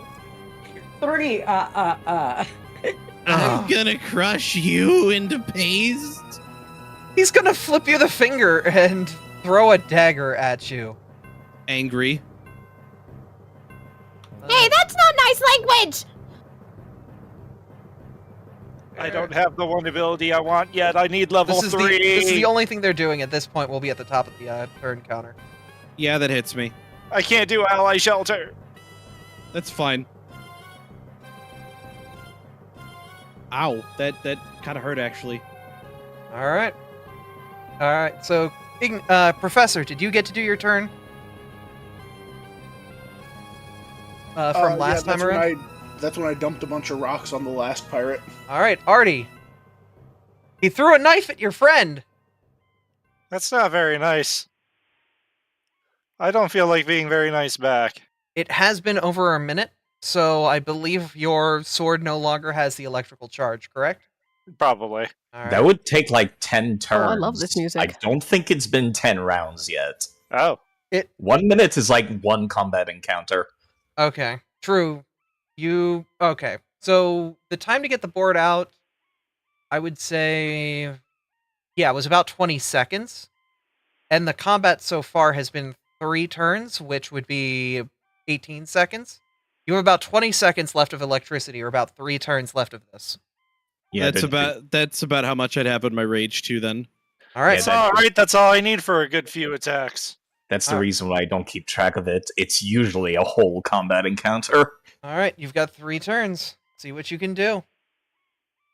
That will hit. Bring the sword down on the captain. Then you do 11. Okay. So we will make that. All right. Trying to think. Math. Also, the music stopped, so I have to fix that. All right. Pirate captain looks hurt, but continues. Getting ready to attack. Oh, I got a second attack for you, because I only did 2 actions there, friend. How's that feel? Oh! Okay. You crit him. Roll your damage. Alright, 14 damage. Keep rolling a 1 on damage. I will say, the captain is almost down. He with these 2 strikes, has fallen to a knee before you. His hands are quaking as he tries to move it to his pistol. You have 1 action, Artie. How do you do this? Do you try to attack him one more time? Technically, I moved, so my turn is over. However, he happen will like that. turn over to look at Saphira and just smile and be like, "You got this, kid." So you see on the end of her pistol, as soon as it's my turn, there's a blade at the end of her pistol. You're just gonna walk up and shank the man? Yeah, I'm gonna shank him. I'm gonna shank him with the dagger part of my pistol dagger. Oh! That'll hit.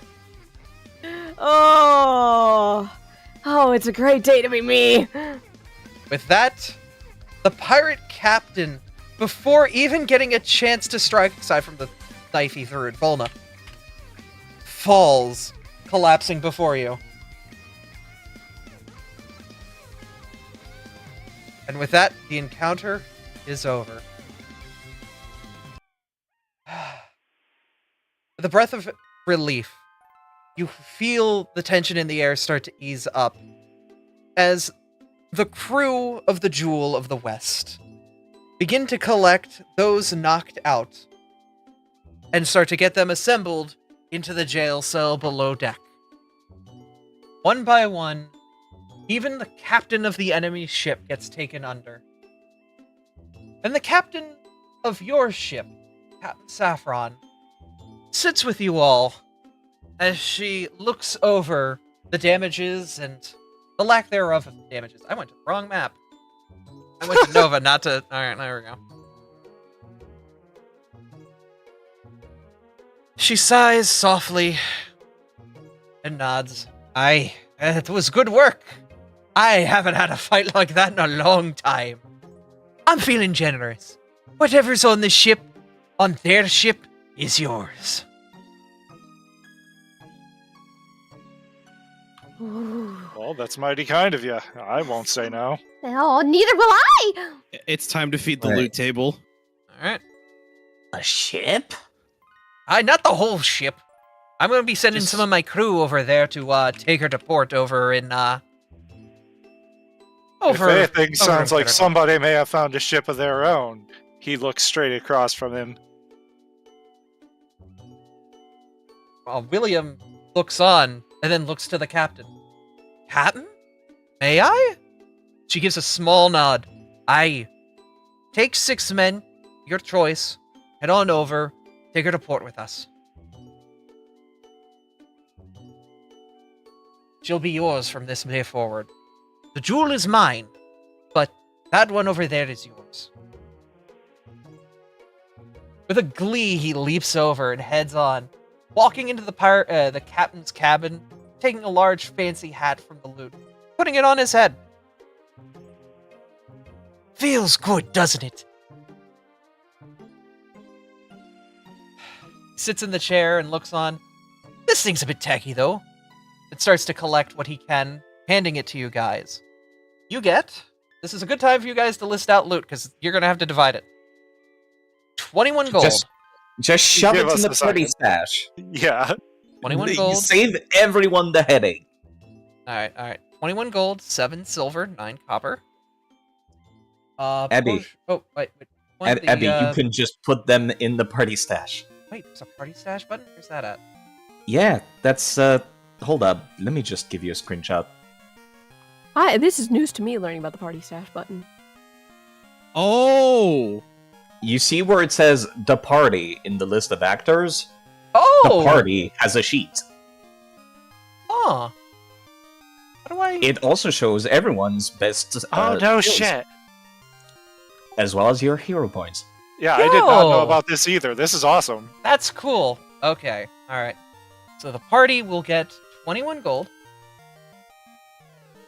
Alright. 7 silver, 9 copper. Look at that! Look at that! Alright. You will also get consumable. We'll find a bottle of snake oil. I have no idea how to search the book Just for it. search snake oil in the compendium. Right, I do just search it over there and then drag it over here. Isn't that cool? Yeah. Alright, drag the snake over to the consumable section. Look at that, look at that. We'll also find another fancy hat, though this one is significantly different. Who would like to examine it? I'm trained in Arcana. Alright, roll your Arcana.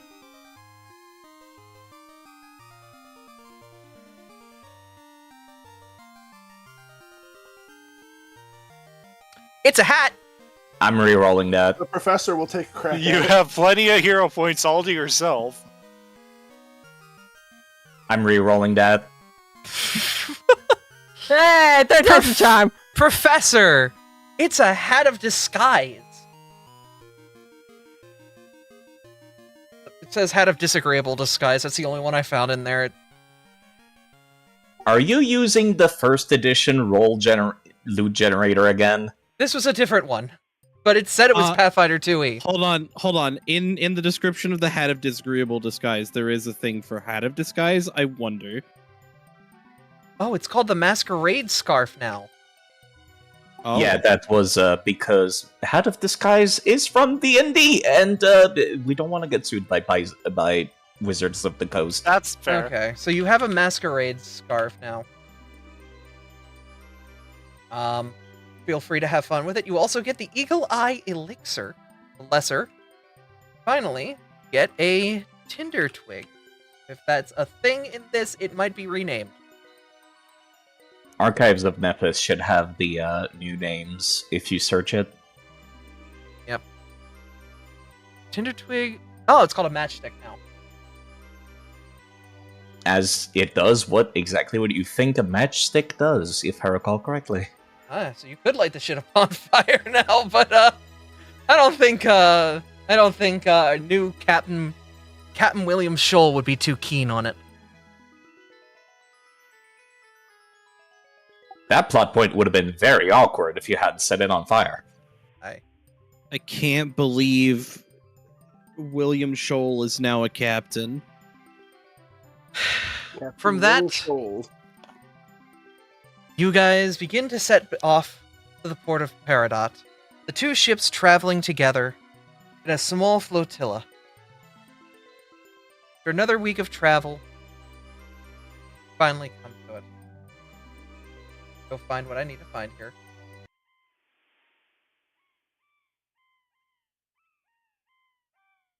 Here, I have no idea where it went. Actually, wait a minute. No, I can import the playlist. Hold up. I have no idea where the playlist went, so I'm going to import it real quick because I made a copy of it. I know it just disappeared, so go find it. There it is.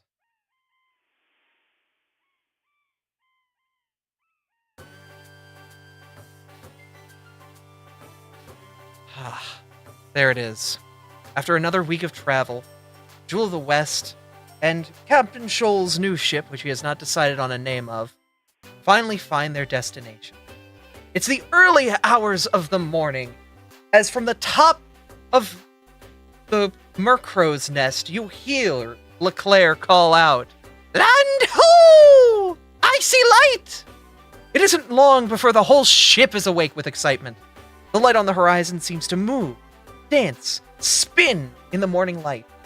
It slowly appears more and more, as the last washes from an overnight storm reveal more and more of the continent before them. With renewed gusto, the ships make their way toward the light, and soon the dance becomes apparent. A lighthouse is at the edge of a small city that slowly spins its light in the late evening air, luring all ships to port. It isn't long now. Finally, both ships pull into port. Their the Jewel of the West's last formal destination. Its creaking wood is wrangled in by Post as she's pulled into her final stop.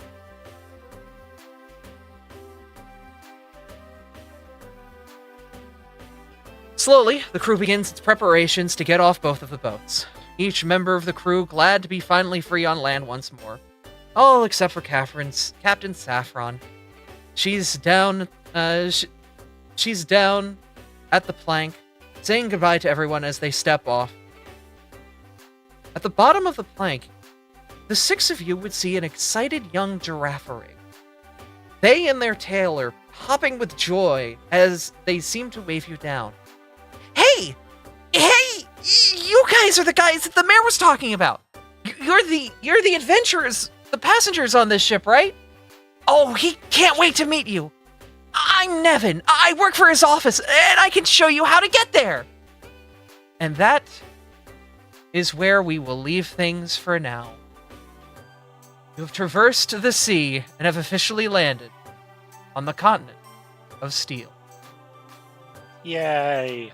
Hooray! Hey, We survived the trip. how did they hear about us already? The mayor knows. There That there does not explain my question. there are bird mayor Pokemon knows. that can travel at supersonic speeds. The professor is well known. It is also known that these ships also do bring passengers over, and they were expecting the ship. I'm squinting at you, GM. I'm scrutinizing your storytelling. I'm kidding. I'm Shush! kidding. Well, I mean, they knew all of you were coming. They didn't know I was coming. To be fair, he Well, knew that think of there... it this way. there were I'm from a passengers coming. guild, and guilds usually do paperwork.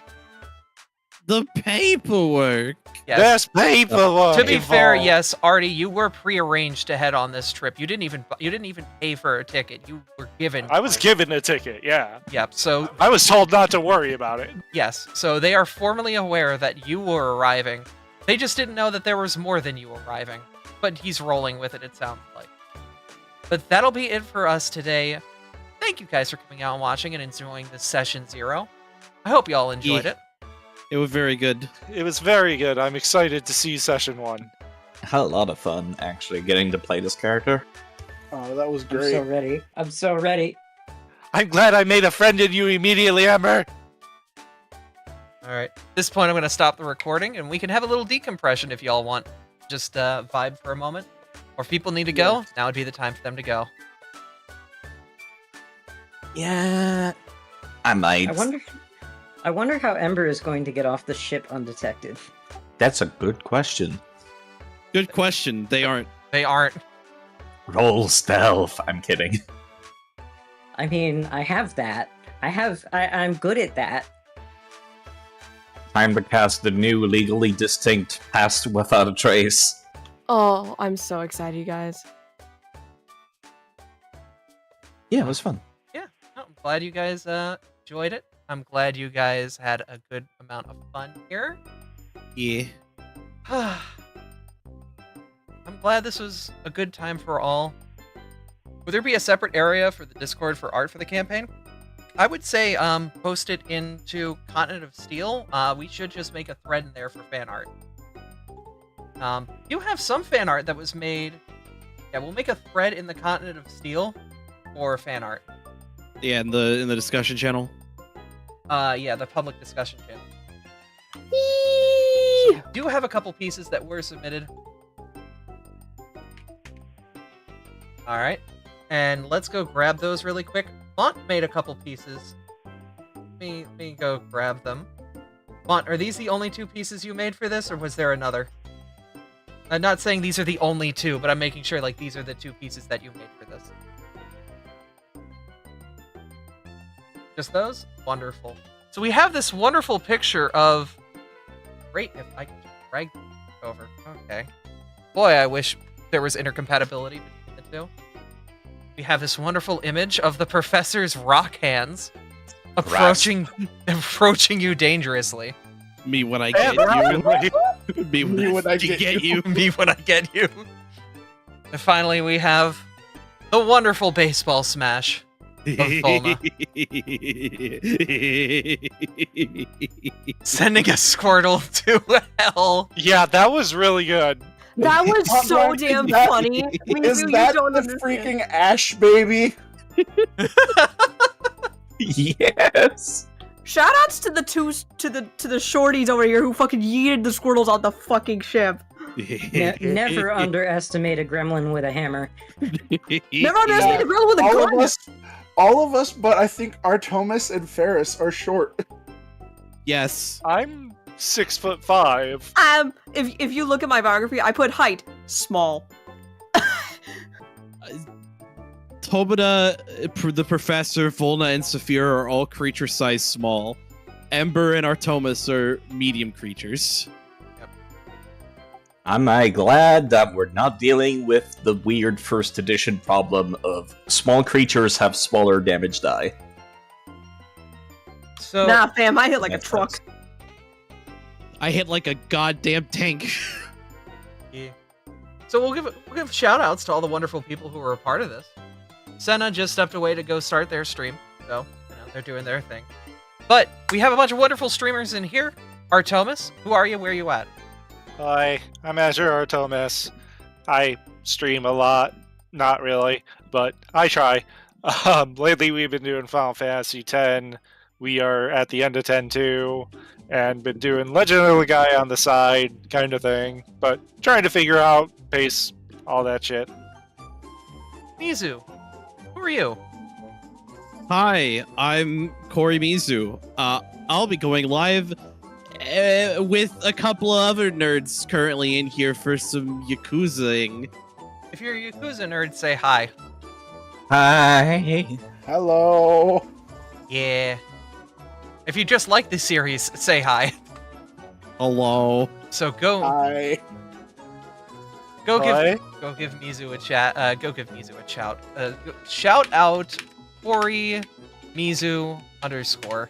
I have to wait another. God damn it. Damn it, Twitch. Yeah, limitations suck. Twitch, I want to shout out my friends. This is bullshit. Alright, go follow Mizu. They're doing that wonderful stream. Sass, who are you? And are you live tonight?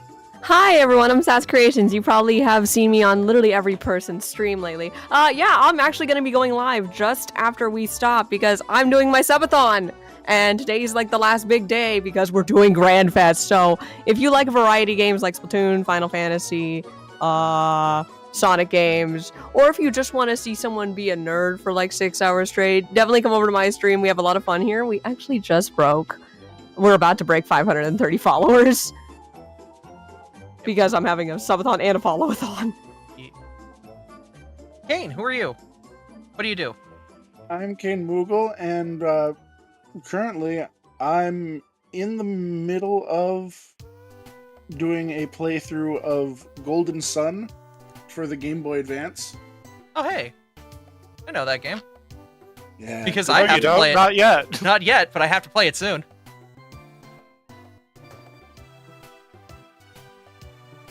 And I will be joining Mizu inside later tonight on the Yakuza stream.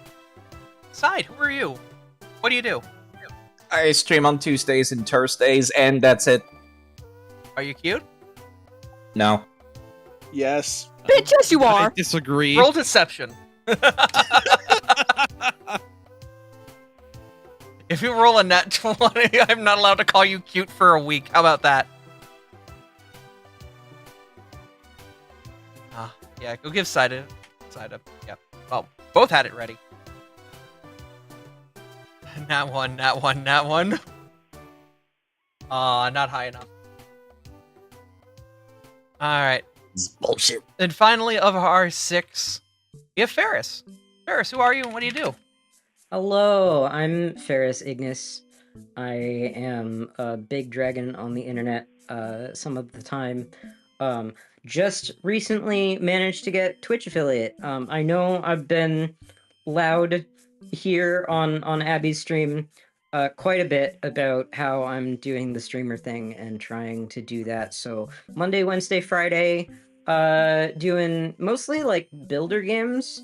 I was doing the variety thing for a bit, but like everybody seems to really enjoy when I do the conveyor belt spaghetti. So that's what I've been up to. Alright, I should be able to do this again if it lets me, or maybe it won't. I don't know. Commands are weird. No, it keeps trying to add a username. Stop it. Twitch, please. these. There we go. Go follow Ferris. They're good beans. Finally, we have our wonderful DMs. Lola, who are you? I am nobody. No, Lola's been a friend of mine for a decade, and they are wonderful and cute, fantastic. E. I work in the shadows. I'm nobody. Senna? You're not nobody. Senna's Well, Senna already also left. Yep. So, Senna's also a wonderful scriptwriter. Has been helping me build out the plot and the descriptions of things that you guys heard as we went along here. The three of us have been basically writing the script for this. Basically, we're writing episode by episode because we don't really know how everyone's going to play together, how everything's going to work. That's kind of what Session 0 helps us do, is we know how to write for you guys a bit better now. I will point out Abby didn't write, like, Abby didn't count for the players to board the enemy ship, and I brought that up to Abby like 2 days ago.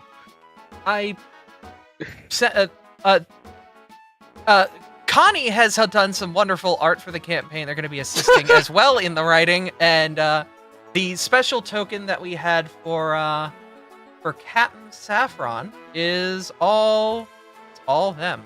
Hold up, let me see if I can show off Captain Saffron's token. Nope, that's the wrong token. The wrong one.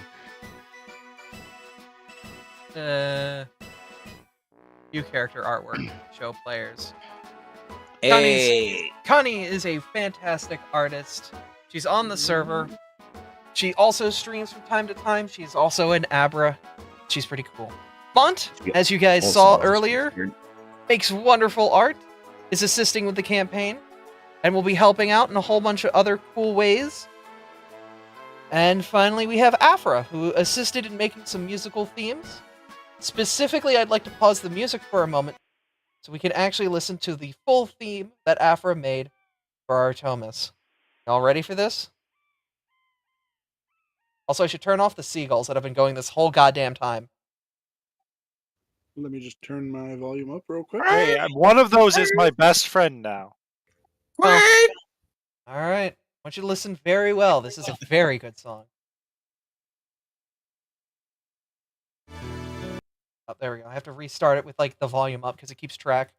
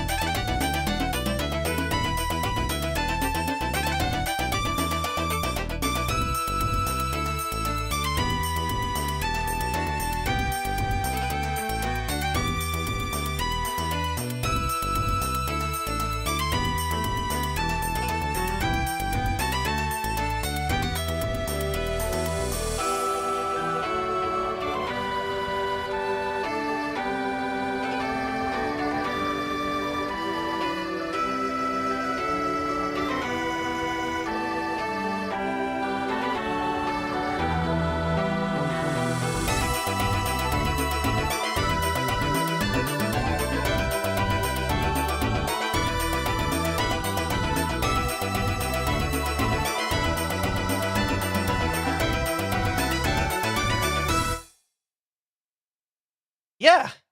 Afra made a hell of a theme. That is illegal how good that is. Oh. Very good theme. Yeah. So that is a remix of Scars of Time from Chrono Cross.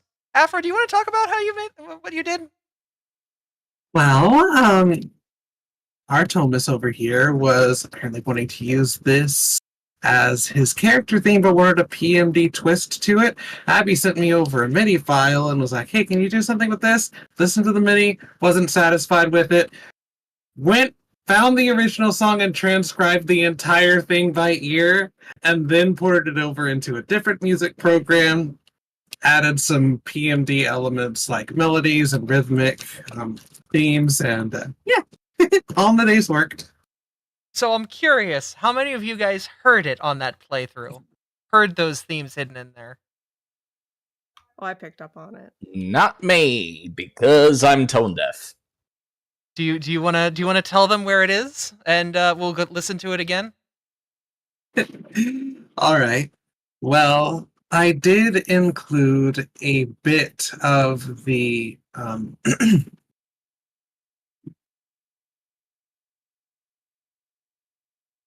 sorry, blinking. My roommate knocked at my door. Let me take care. It's the one called Secrets, right? The leitmotif of Secrets. I think it's called Secrets. There are 2 motifs that they snuck in there, I believe. The one I noticed was Secrets, which was all over the beginning. Yes, Secrets was in the beginning. I did also include a bit more of Don't Ever Forget, as it's commonly called in the community, near the end of it. And I also snuck in the expiration thing in a couple of different places. One more time, we'll listen to it. You see if you guys can hear it? I have to restart the sound completely because the audio player in the app is a little weird.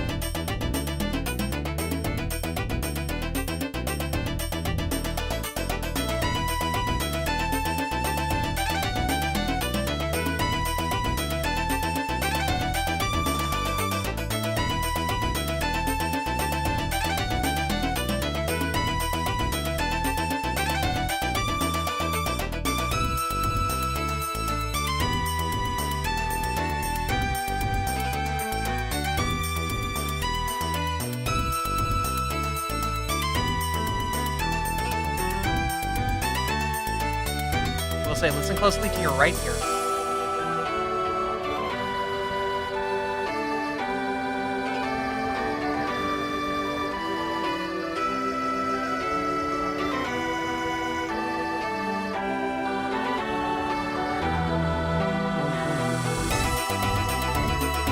Now listen to the flute.